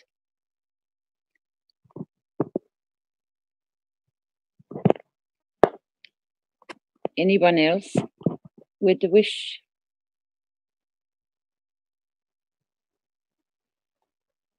Hello. Yes. Hi, good afternoon. Good afternoon. This is Rick from Colorado. Good afternoon. I think we're having a beautiful conversation this morning. I'm sorry I don't remember people's names, but we were listening to the gentleman from Brazil talk about his girlfriend. And I think that is a really beautiful example of how we find things in the world that we just can't wrap our minds around or accept, like the world governments or systems about the world. And he really shared how we can actually change people. I think in his girlfriend's experience, she really is, like most people, trying as hard as she can to do the best that she can. And people don't have a way to look at the world and see there's a better way. So I really love that he pointed to that. I've been listening to the Keshe Foundation for years and years before the Knowledge Seekers session started. Can you still hear me? Yes, we can. Okay.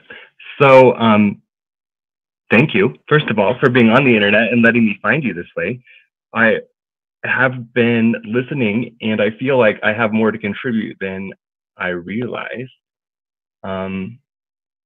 Because I've assumed by listening to everybody, and everybody asks such great questions, that we've all had this experience where our heart has met our soul, and we all know, are coming from the same page. And now I realize that's not necessarily true. Some of us look at our soul or who we are as something that we're going to become, or something that's outside of us and we need to get in contact with it, but it is exactly who we are already. I think that it's so commonplace for us that we just kind of overlook at it. It's been here with us since we were born. Obviously, before that,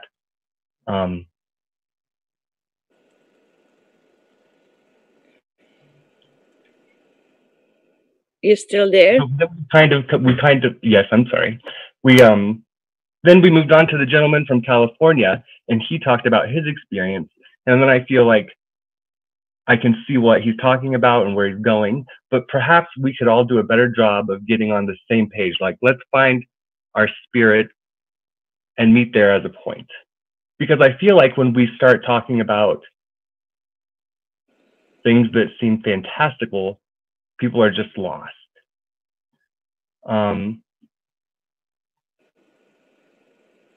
And it creates a lot of misconceptions. Words are really difficult in this arena, right? Because now we're talking about the plasma world, not the material world. Dr. Keshe corrects us all the time, thinking, so I wish we could all, I don't know where I'm trying to go with this, except I've met my spirit. It was an accident. I have meditated in the past. I was definitely asking myself who I am, but I didn't strike a specific pose. I didn't have any special mantras. I do feel like it just kind of happened to me. I was sitting on the floor and I was contemplating the idea of reincarnation, and then it struck me as kind of generous and thoughtful of my spirit that if we have had all these past lives, that I don't remember ever dying before. And then I thought, well, I don't remember ever being born, actually. And something about that just made me stop in my tracks and realize that if I'm not going to die, then who am I? And it gave me just a split second to realize that the belief that I hold so dear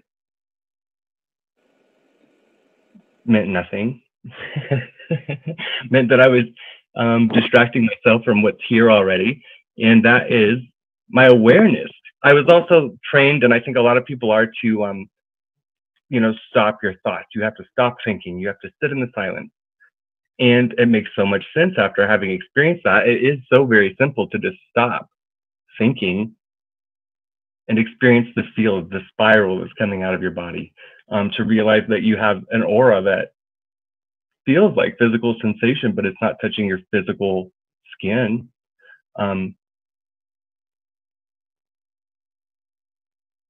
Anyway, so this realization led me to understand that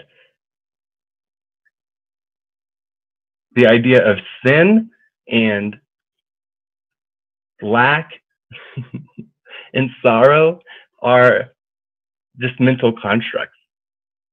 Who are you sinning against? Who are we actually hurting? Who's hurting us? And at the time, it just struck me as hysterically funny. We put all of these rules and regulations on our own self. We hold ourselves back. And it's so very easy to blame it on things that are happening around us. but it's our own perspective that's misconstruing the reality.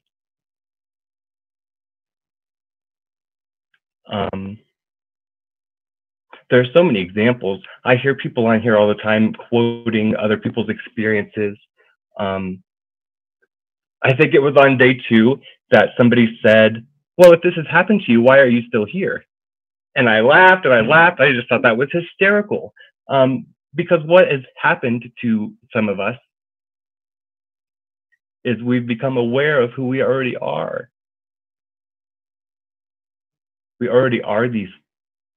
And it leads me to self-empowerment. I think it's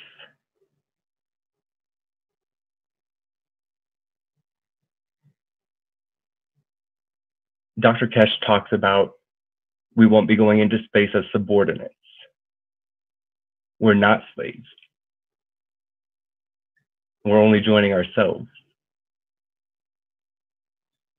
I'm sorry to ramble on here. Do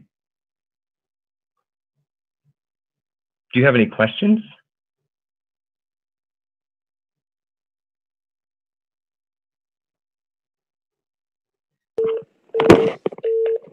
Thank you for sharing, sir.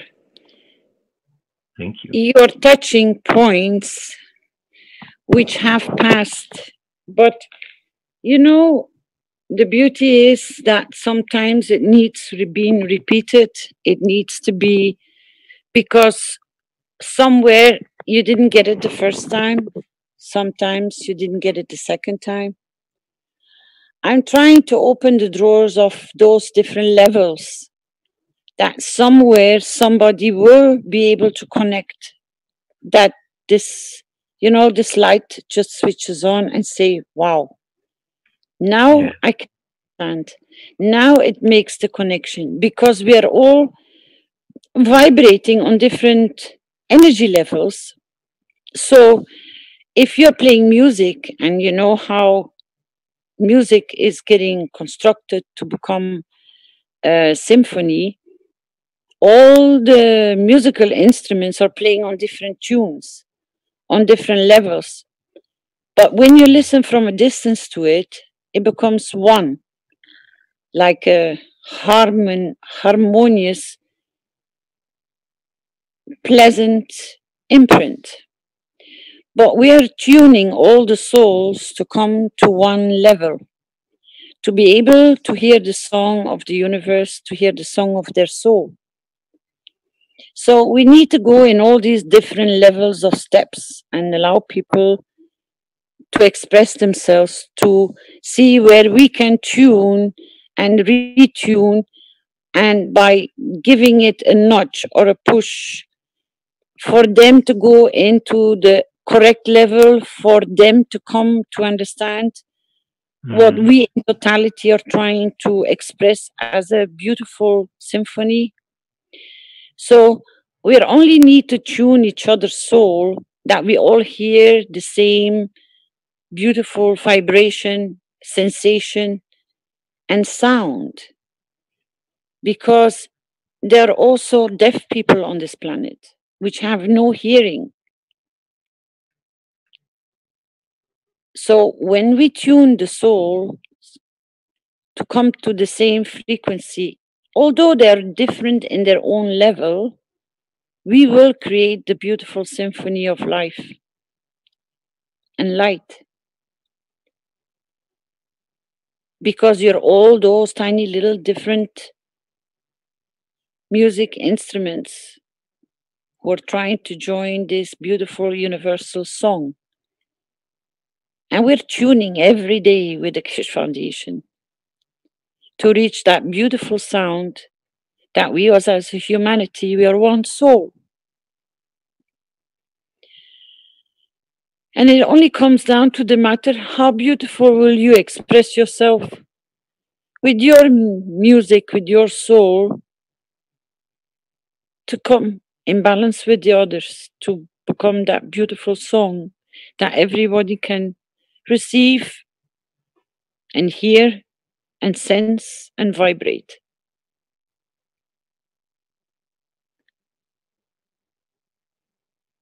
Amen.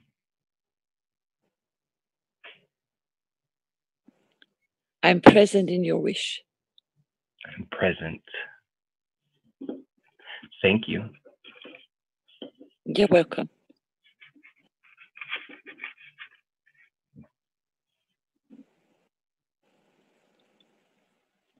I'm present and I'll be the drummer in the orchestra. Thank you very much. Just tune in.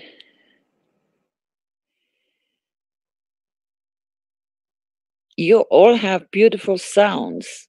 We just need to see where we can match and vibrate together to make that beautiful sound that everyone will sense.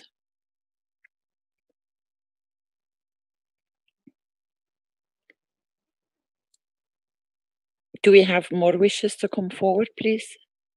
And you're very talkative today. Thank you for that. And thank you for sharing.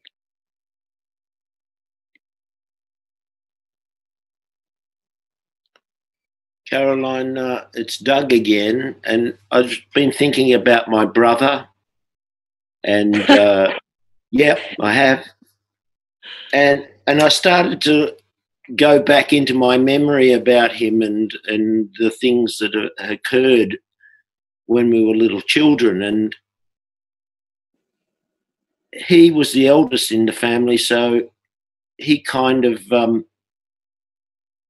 came up against the authorities and my father and so on ahead of me, and I'm thinking back, we both started as little kids and so on, but because he was leading the way, sort of, and he came up against all this external pressure. An incident that occurred that I thought about just recently. My father had a bit of a problem with an English, my father's Scottish, this person was English, and there was a bit of a clash.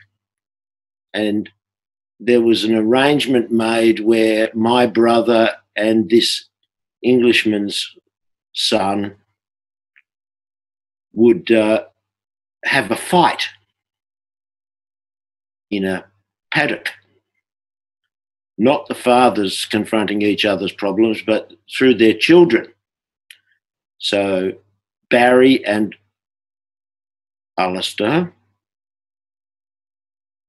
duked up in a paddock with family members from both sides looking on, and any stray neighbours that might have heard the commotion.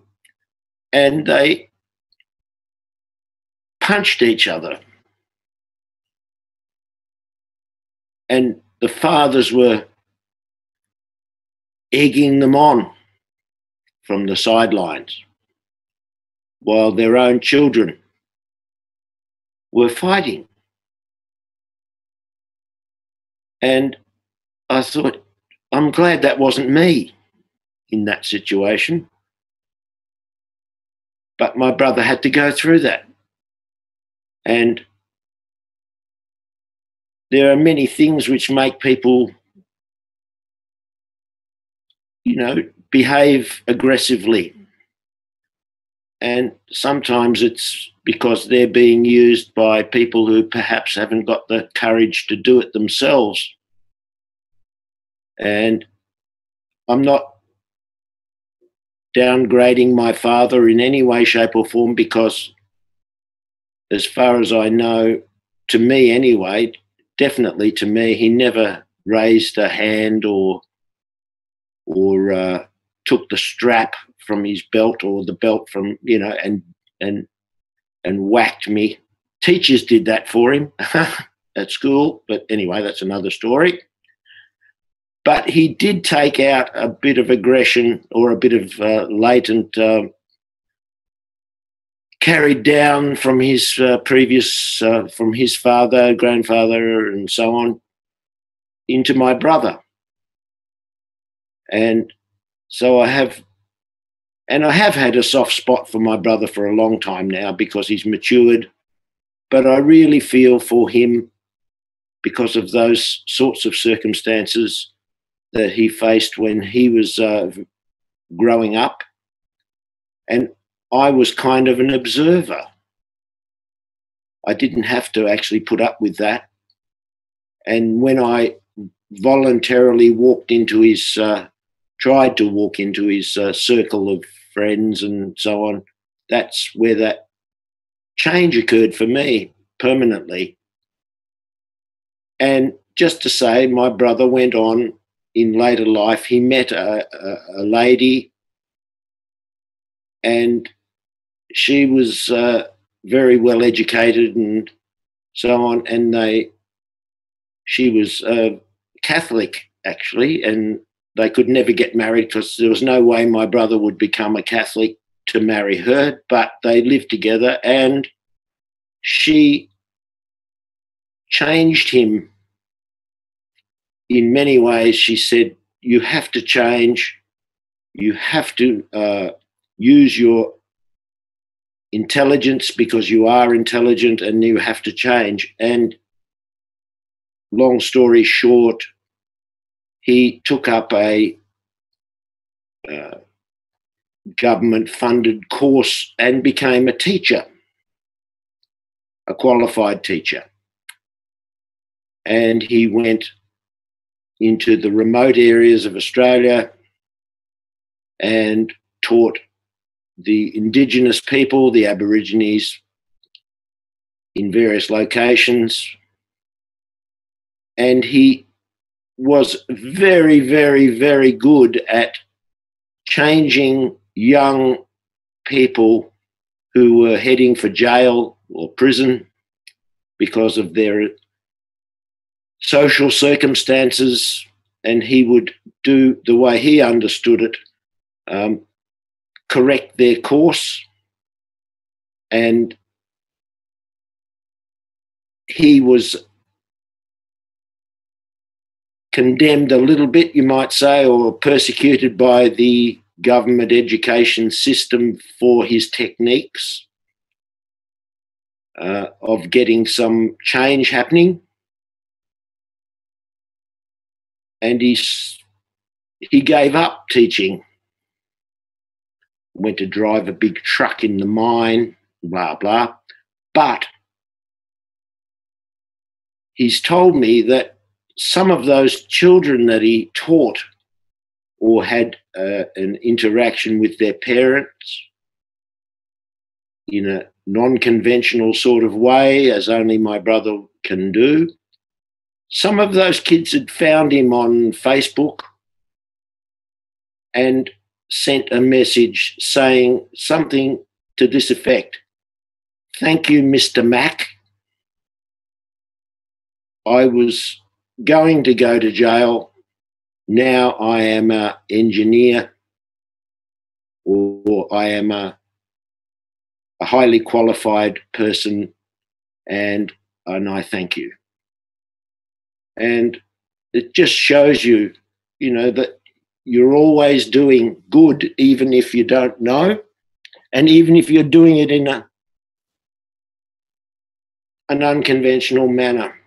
So, I'm just thinking about my brother, and I'm thinking about how he influenced me in his way. And it certainly turned out better for me. And remind me, please, that I must, I do sometimes say to him that I love you, and it causes him to react a little bit because he's a bloke, a very masculine type of person. But I say to him, I love you. But I must ring him and actually reaffirm that with him, that without him, I probably wouldn't be sitting in front of you people, lovely people, and expressing myself this way. And that's all I have to say. Thank you, everyone. Thank you very much. Has your brother, or is he still working with maybe not children, but maybe with adults? Yes, he's retired in the official sense of that word, but he has another relationship now, not the one I spoke about, the lady who, if you could say, prodded him into being a teacher. He's with another beautiful lady who is perfect for him. They have had no children actually between them, but she has had, I think, it's 2 children previously, and he's still active in his way. He's much more mature now and much more relaxed, and a lot of wisdom. And I think in his own way, again, he's very brusque. He's a very brusque sort of person, very externally very big and very loud sort of person. Rough, but we say. Rough.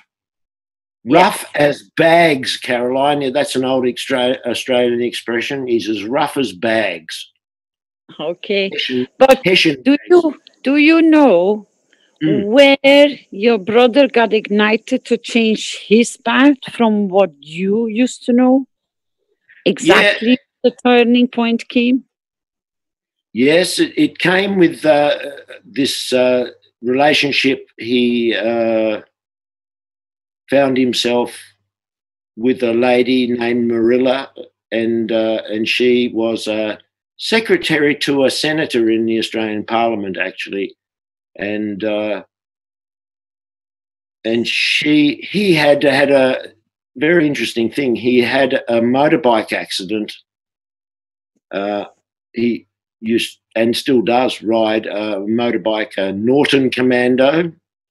And he was riding along in a suburb of the city he lived in, and a car came out very unexpectedly from behind a hedge, and he couldn't stop in time, and he hit the back of the car and flew up into the air and landed on the road on one knee, looking the way he was travelling.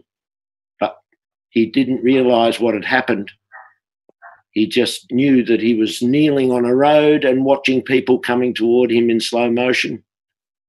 And then they got close and moved up to real speed, and then they said, "Are you all right?" And he said, "Yeah, I'm fine. Yeah, it's great. I'm loving it." They said, "You've just come off your motorbike. You've just flown into the air 10 feet, 20 feet into the air and landed on your knee. And are you okay?" And he said, "Yeah." And they said, "Look." And he looked around and he saw his motorbike lying on the ground and the car was there. And he saw that I'm sorry, it's a bit long, but it's okay. He saw that the ignition was still on the motorbike. The red light was still on, and he realised there was fuel perhaps and dangerous situation. So he got up, he went over to his motorbike to switch off the ignition, and then he saw all the bones in his wrists were sticking out through his skin, and very serious problems. And then he felt very sick suddenly and fell to his knees again and vomited, and the pain hit, and then the ambulance came and he went to the hospital and had his wrists bound, in various ways, and the process of healing started. That night in the hospital, he was listening to somebody groaning and moaning in a critical ward where he was, and the next morning he said, "I want to sign myself out. I don't want to be here anymore. I'll take care of it myself." And they said, "Well, you can't leave without signing the..." Yes, he said, "Yeah, just give me..." So with his 2 bandaged wrists, he held the pen and signed himself out of the hospital and went home. And I said, how did you manage the pain? He said, oh, they gave me some morphine tablets or whatever. But he said, what I did was I just mentally put the pain in a box in the corner of the room and closed the lid. And every time the lid started to open, I closed the lid with my mind again and somehow managed the pain. Now, sometime shortly thereafter, he was invited by his friends, who were the same friends from previously in another place, but they'd all gone together to this new place, and they said, let's go out. And this lady he was living with during this whole situation said to him, don't go with these people. They're not your friends. They just need you as the leader of the pack or whatever, and they're not your friends. And he said, no, they're my friends. And I'll go out with them and they'll look after me. And she said, well, if they abandon you in the course of this adventure, don't ring me up and ask me to come and get you from wherever you might be, because I won't be doing that. And he said, oh, no, that won't happen. I'm going out with my friends. In Australia, we call them mates. I'm going out with my mates. So he left, and they came actually in and picked him up, and they began whatever. And about 3 o'clock, as he told me the story, 3 o'clock in the morning, he'd weakened and wasn't able to keep up, and they'd gone on their merry way. So he made the phone call to Marilla. And she said, I told you, and hung up. And he had to walk from one side of the city to the other side to get to his, and he had plenty of time to think whilst walking in the middle of the night. He got home, and when the next day, that's when she said to him, you've got to change. You're wasting yourself. This isn't the way. Your potential is more. And that's when he changed course and began to study to be a teacher, and became a teacher.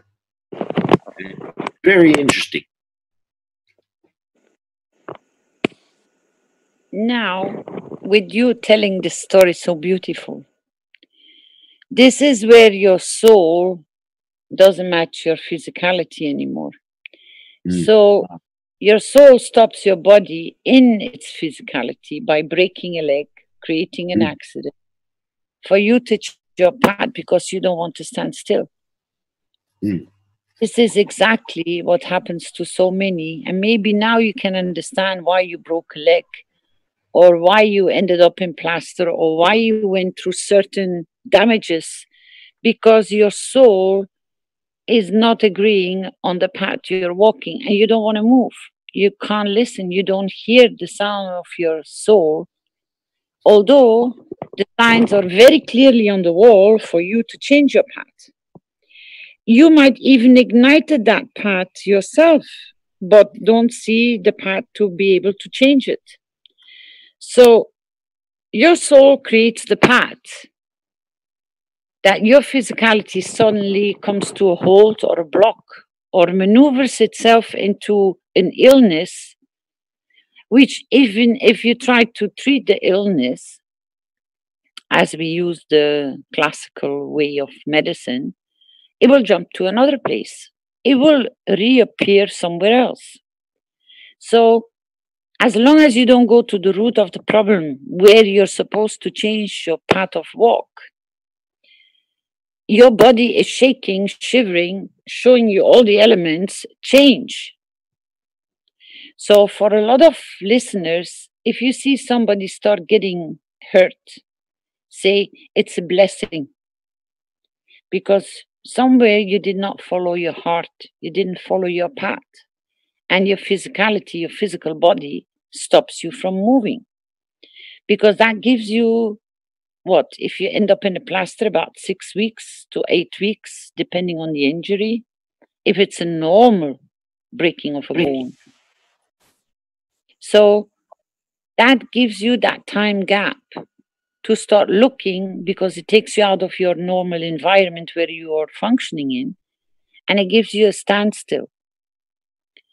Even the cold, coughing, sneezing, these are all indicators you're expressing something is wrong. But the signs need to be understood better, because they're there for a reason in the first. So when your soul starts finding its room and its path to go and express itself in the physicality, and the physicality shows something is not right, it doesn't matter what it is. It doesn't matter in which shape or form it comes. Your soul is igniting it to position you that you can review your path. And it will keep on coming back until you realize it's you who are creating the conditions, you as a soul, which are creating the conditions through your physicality to adjust yourself, because somewhere it's needed. You're following, or your imprints of a situation are no longer there. So there needs to be an adjustment. Or you need to separate yourself from people by, when people go coughing and sneezing and showing all the signs of flu, it means stay away from me because I need more time for myself. There are people which cough. It's not the coughing which is so much important, but it's the expression, I need attention. Can you hear me? I'm making a sound which is horrible to everybody else. But in fact, it's a cry for help, a cry of attention, because you need to reposition yourself, but you don't find the path. So when people find this kind, and I can give you a very beautiful example. When our youngest one used to go to school and something went wrong in the school, when he could not talk and he could not express what happened or how it happened or how he felt, we could hear like a barking cough. And I mean, you would think, he has bronchitis beyond. But it's just a sound. And after a few times, you start paying attention because it's your child, you care, you're around him. So you notice the difference of the sound. Then I used to sit him down and just ask him straightforward, Rubin, what the heck is wrong? What has happened today? Can you talk about it? Can you share the experience? And then, oh no, it's nothing, because he wants to dwell on with that sad feeling or frustration feeling. I said, no. I said, we'll sit down and we'll talk, because you can't keep on coughing like this. And you definitely are not staying home, because this matter has to be sorted before you go back to school. So then drip, drip, drip, the information starts coming up. Sometimes it's the way he saw it. It's his imprint. But you can, because as a parent, you can overview the full picture. And by him letting himself to express himself, within the few next hours, the coughing just disappears, because he doesn't need to carry it any longer. It's no longer, as we say, on his liver. He has digested it because he listened to himself. By them talking and expressing themselves without you actually correcting them, they can change their path. They come to understand because you let them to express themselves. So never be worried there is something wrong with you. It's your physicality which says, oh, stop. You need to take a different turn. When you can listen and be alerted by these alarms, how small they even start, if you play deaf, it's just going to get worse. And if it's been giving you enough signs, as with your brother most probably, you come to a full stop, a full hold. And that hold makes you to think. So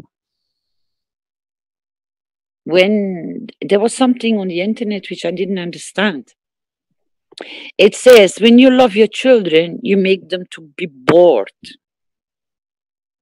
Now I understand that expression, because when they're bored, you create the space for them to think, to sit and to think, not to allow them on the games, not to allow them anywhere doing anything, just being plenty forward bored, sitting on their own. That's the time when they can reconnect with their soul in their way of analyzing. So give your time to be bored, because that's the time when everything stops, there is nothing to do, and that you can reflect. And there are a lot of good souls on your path which try to get this information to you.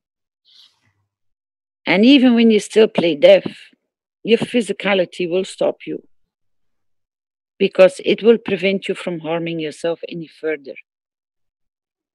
And it doesn't matter if it's a cold, a cough, a headache, a pain in the back, a foot, a twist of an ankle.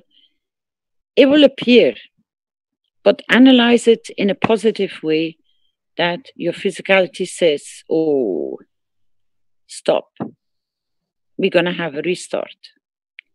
And that's the beautiful restart button, which, as you just came to explain, maybe now brings and sheds a lot of more light onto other people which don't understand why, because to them it's horrible, it's painful, it's hurting, it's frustrating. It's your soul which is giving you a little shake. And the heavier the shake is, the more you need to wake up. So it's beautiful that your soul has the capacity to give your physical vessel a shaking to say, come on, wake up. Your path is. Love your tumor and it will disappear, perhaps. If I'm... Thank you so much. I am love your cigarette, because it could be helping you. I can go with that. Everything is there for a choice and a reason and a purpose of change. As long as you take the pleasure of it. Yeah. Thank you so much. That's so enlightening. It's makes me feel very light, and I think a lot of other people too. Fantastic. Thank you. Do we have more wishes, please?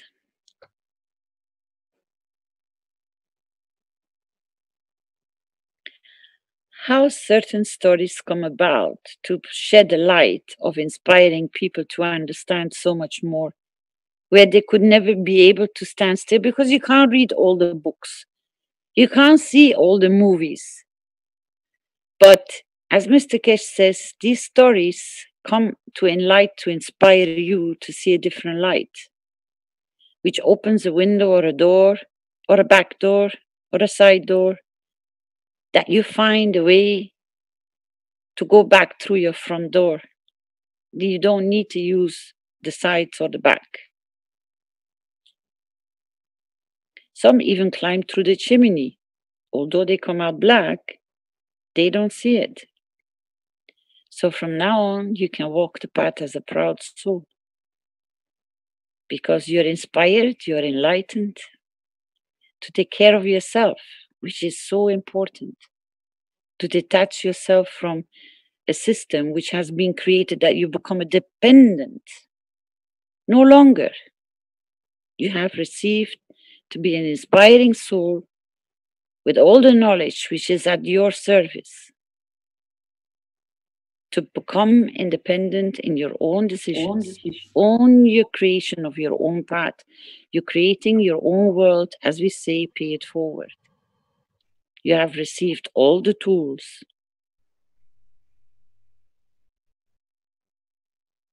Work with them, please. And you need more tools? Come and share more. With pleasure.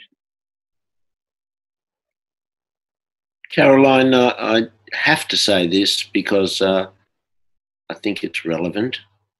I was working in my backyard with a whippersnipper, you know, one of those electric. No, it was a petrol whippersnipper. It's cuts the edges of your grass and so on. And I was working around the edges of my backyard, and without any warning, quite a large rock. Normally I wear safety glasses when I'm doing these things, but for some reason I didn't that day, because I know what I'm doing, of course, and it's not going to, you know, I know I don't need safety glasses, which is very foolish. But anyway, a stone, quite a large stone, flew up from the rotating whippersnipper head and it hit me in the left eye, right in the left eye at full speed. And I just started my annual leave, my Christmas holidays, and this stone came and hit me in the left eye really, really fast and really hard. And I dropped the machine, I fell down, and my eye was aching and stinging and all the things that you can possibly imagine. And I thought, this is not good. But somehow I didn't have the urgent need to ring the doctor and get the ambulance and do the things. I didn't even tell anybody. My dear wife was upstairs. No, I didn't tell anybody. I just knelt on the ground and felt queasy and all the things that you do. And I thought, well, I wonder what this is, because my eye was closed. And it had already started swelling up and so on. And I tried to open my eye, my left eye. And when I opened it at all, even in a small way, and I helped it again with my fingers, probably not the right thing to do, but anyway, all I saw was blank, very, very dead screen, nothing.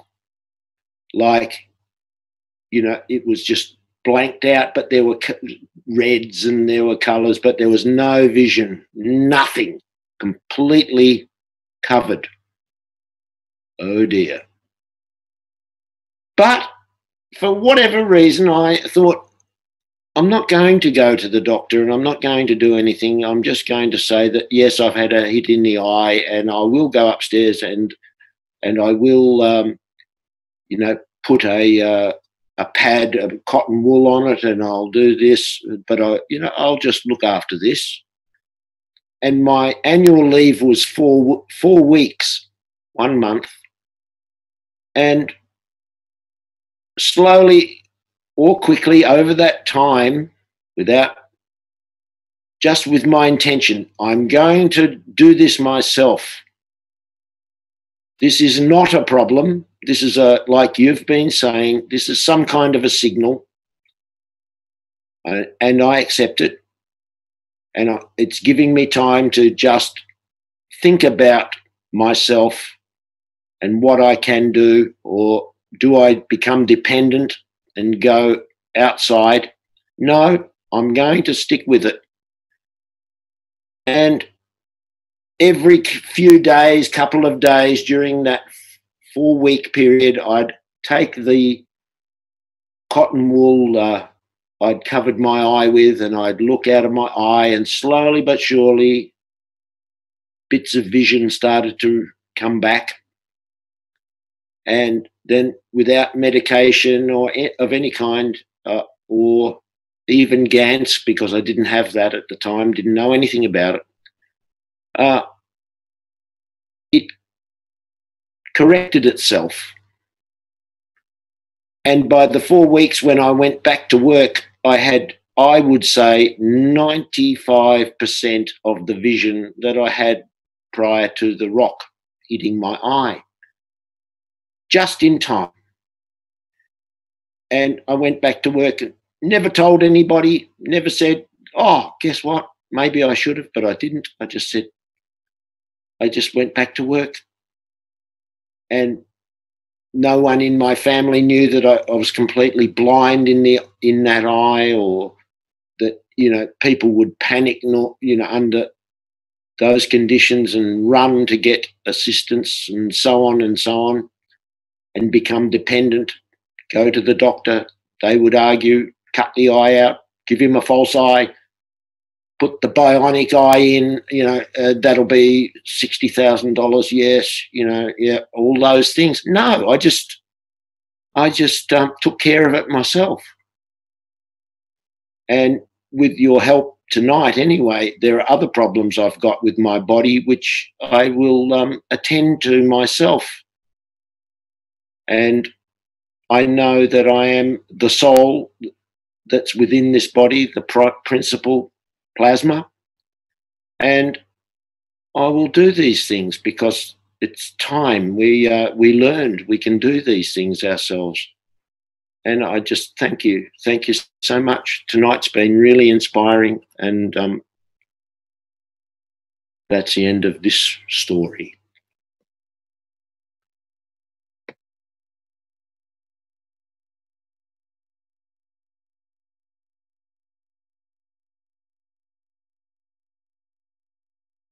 Okay, thank you, Doug.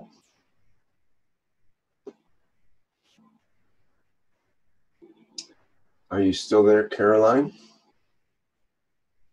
See, you're muted. Maybe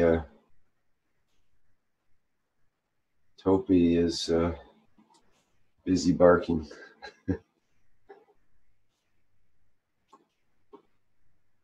Okay, anyone else have something they'd like to bring forward at this point?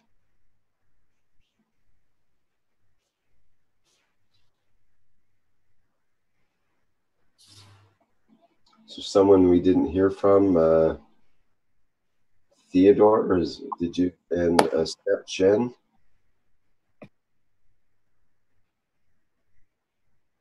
Would either of you like to open your microphone and go ahead?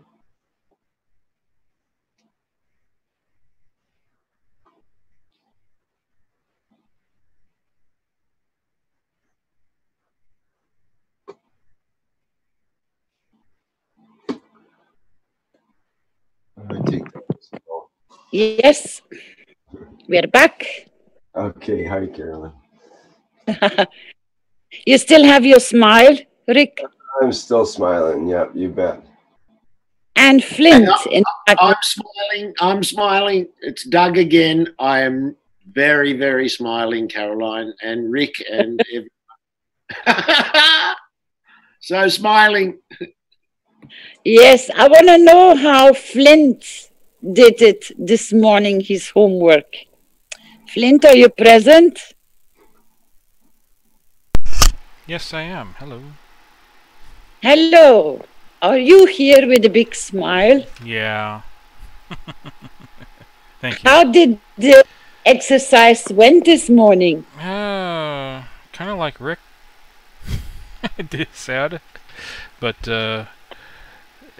it'll get better with practice.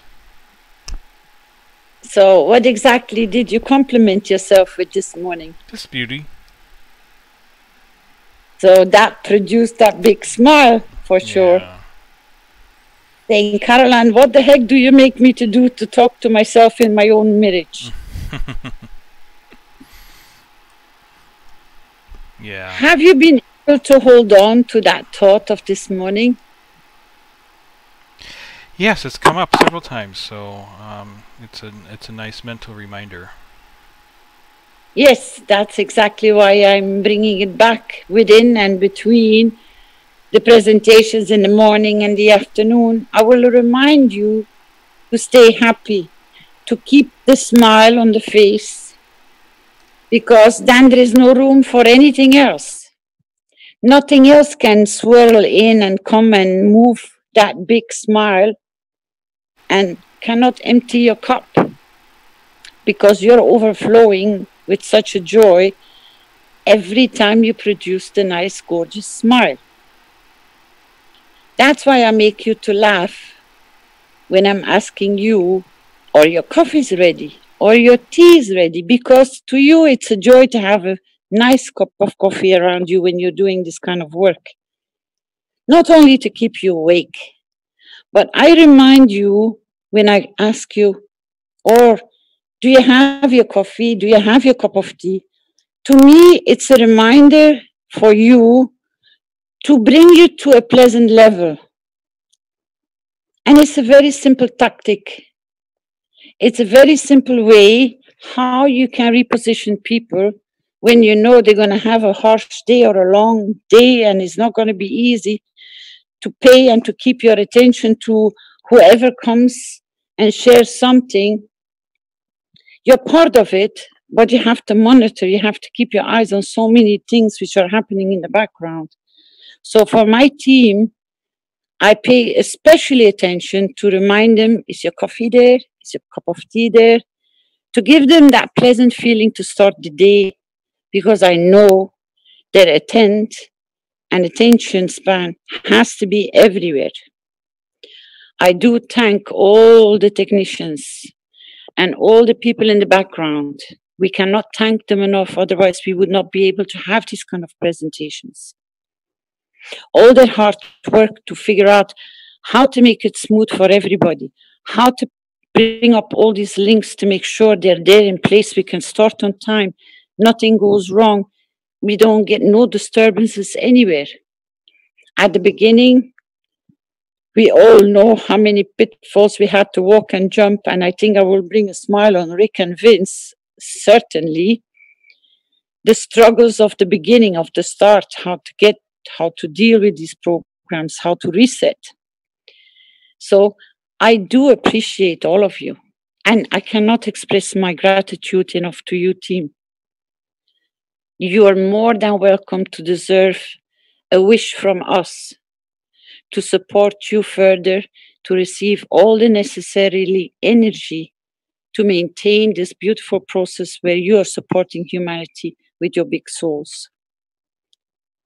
Because without you, we would not be able to have this kind of work, to accomplish what we are doing every day.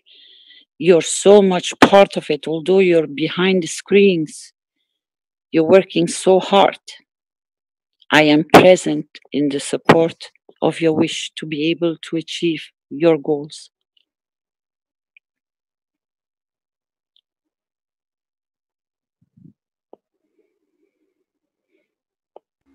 I am that wish. That tour in Kenya. Thank you, Dr. Quato. You're welcome. Hi, this is James. Hello, everybody. I'd like to make a point, if I may.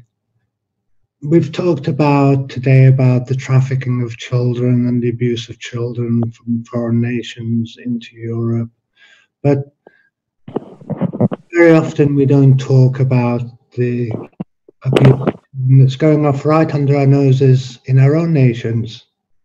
How many millions of children every year are being separated from their parents by family courts, social workers, the very institutions that are supposed to be protecting our children, the child protection, the child psychologist. It seems to me that it's become a great industry to promote the abuse of children by certain groups within these professions. And it's my wish that those people that are involved in the abuse, promoting the abuse, the neglect of children, that their souls be elevated so that they'll think twice about what they're doing to these children, to the estranged parents, and also to their societies and humanity at large.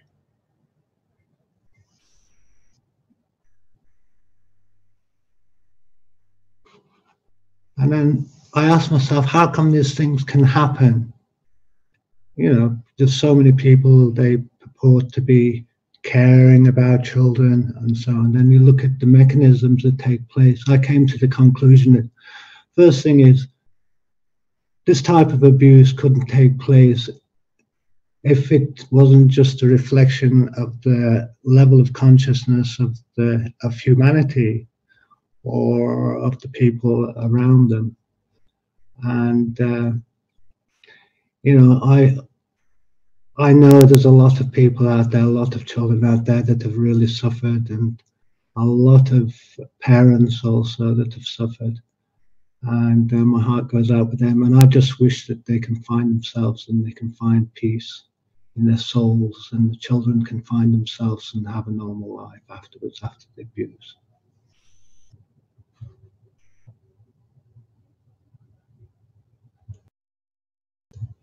Any comments?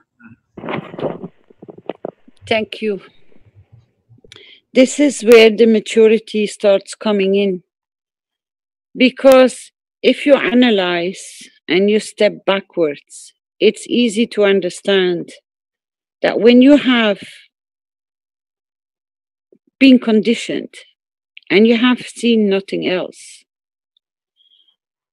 and you have not been able to, by circumstances or social conditions or education, to increase your level, to come to understand where the difference lays, you don't bring the changes. So if there is nobody to give you a hand to come out of that pit from where you come, to make that one step higher, you float in the same energy field, so you become a copy. And this has been a copy machine of imprints.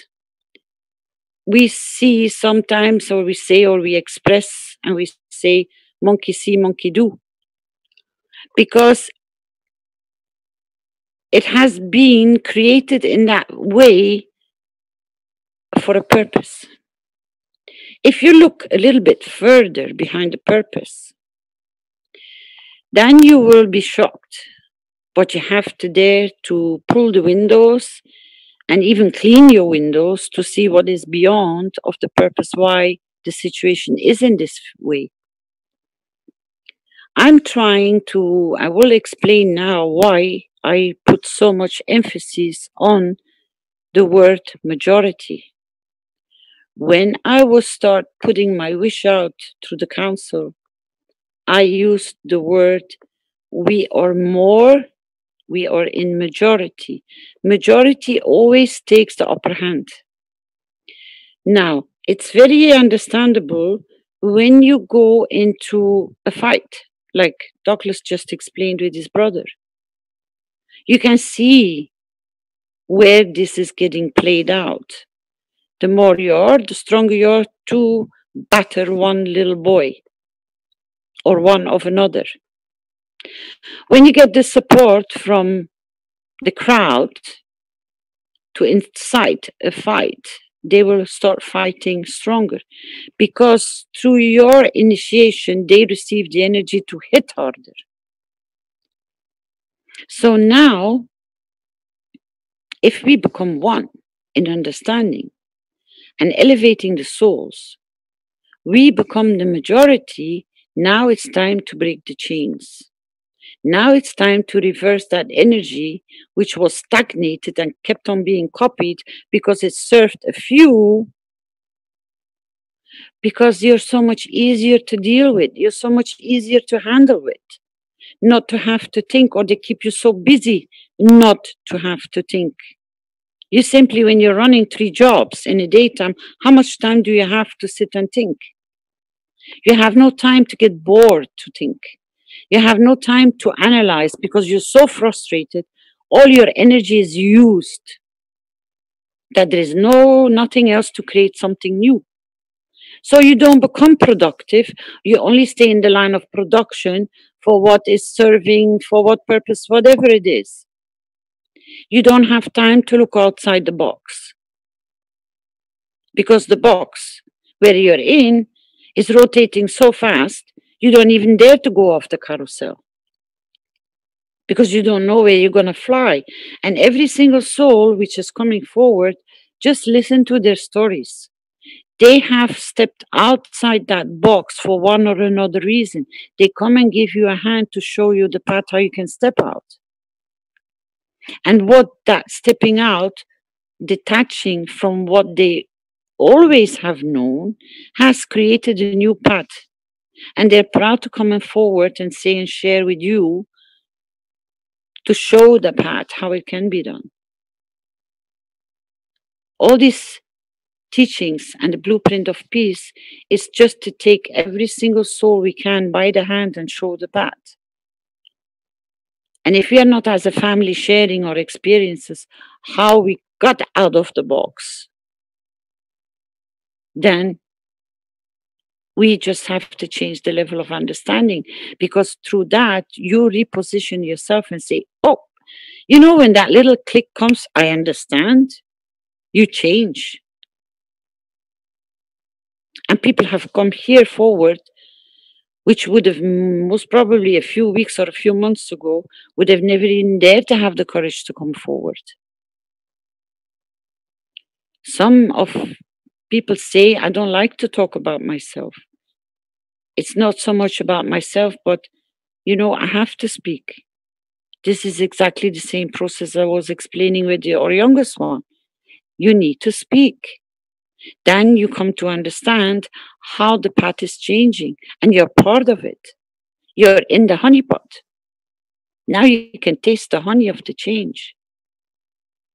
So, to how many more people do you want to express the feeling of tasting honey?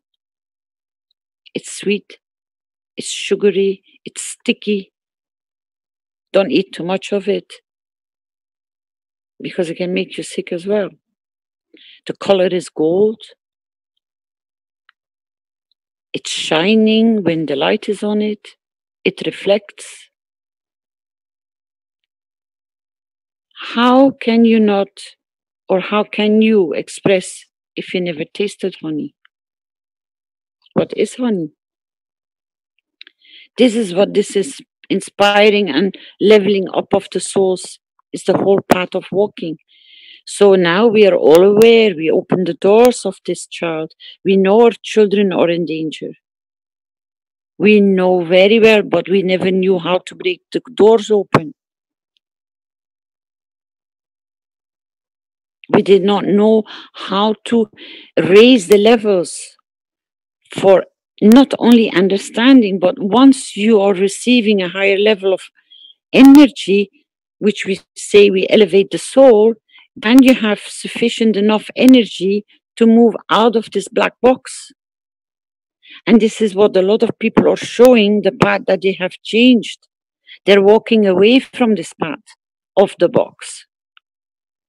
But the more people that walk away, the more changes will come. That's why Mr. Keshe went frantic and he said, how many people? I've done it. I went to it. I went to Facebook of Dirk Lorenz, where the Keshe Victims Hope Parade is on it. And I went and I clicked, I opened the person in their folder, what they have posted as whatever, insult, laughing, joking, insulting, it doesn't matter. I just went and I reported, this is an insult, this is harassment, and you send the file to Facebook. They are needing to receive more for it to be shut down. So how many people do really go through this process, picking Facebook, going to this website and stop this if you know and you don't agree with it? Why letting it lingering, hanging around? I myself go on a regular basis in between my times to go and send the signals to Facebook. Can you please stop this? This is idiotic. Although I cannot express my feeling, I can only say, picking between certain words of insult, this is harassment, this is bullying. And this is the only thing I can do, but I reported back. So now you're with thousands and thousands of the foundation. You all know how Facebook works. Are you willing to make the stop to come out of that black box, to go and push that button to say to Facebook, hey, excuse me, this is going beyond? This is exactly the same pattern as you're talking about the child abuse. When you don't raise, how do you want to stop it? If you don't stand up and say and make sure they can hear your voice, how are you going to stop it? If I don't step forward, as this other gentleman shared with me, you step out of your box to go to that parent and say, excuse me, this is not the way to treat your child. You cannot hit, you should talk to your child. Then you see them shocking. Because I brought with my stepping, as I said, paying it forward for the child to make sure in the future he does not get a raise of a hand. And even if she raises her hand or he raises his hand towards his child, he will always remember the point where I tried to stop him or to alert him not to do it, because I explained to them. So if every single one takes his own responsibility of paying it forward for somebody, even for a tiny little child, not to get or receive a whack on his head or whatever, or a belt, you change the path of energy. You change the elevation of the soul, which you approach with your energy, because you're sending it out as a signal, he receives it. Doesn't matter his reaction. You have to stand strong and say, you can say whatever you like. I do not agree with what you do.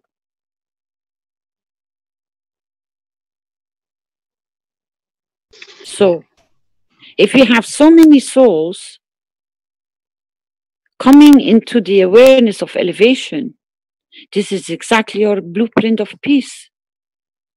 We start with ourselves to elevate, to fill up our soul, that we have enough energy to be so full of happiness that at least we have the power to stand up, to walk 1 or 2 or 3 steps, to stop somebody's hands waving at the child.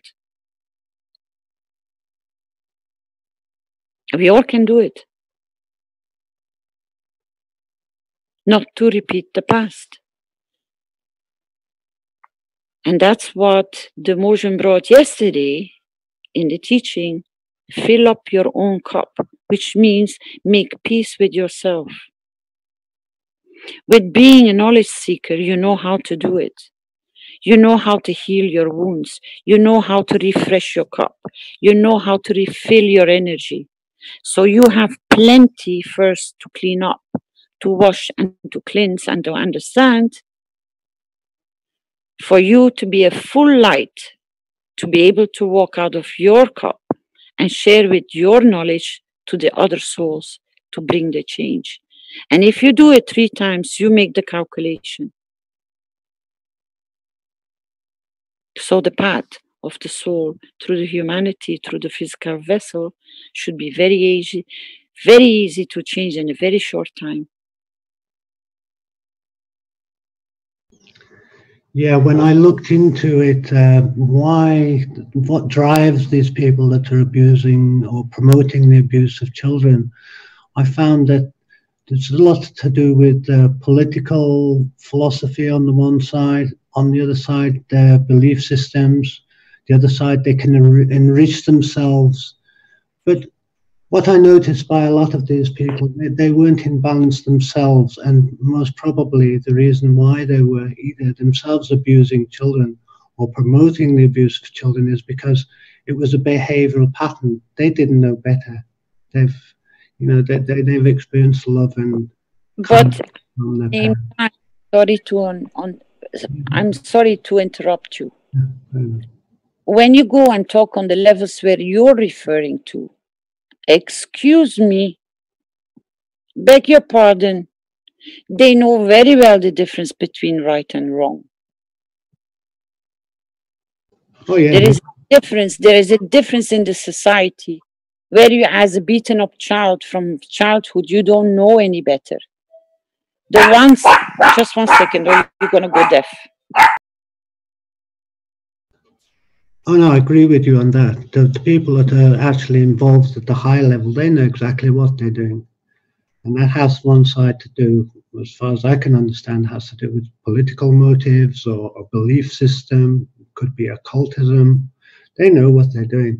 But the ones that pedal along with it, a lot of them, either they're protecting their own back because they work in that industry and they're too scared to say anything about it, or, you know, they were abused themselves, they don't know. So yes and no. A lot of different people in there.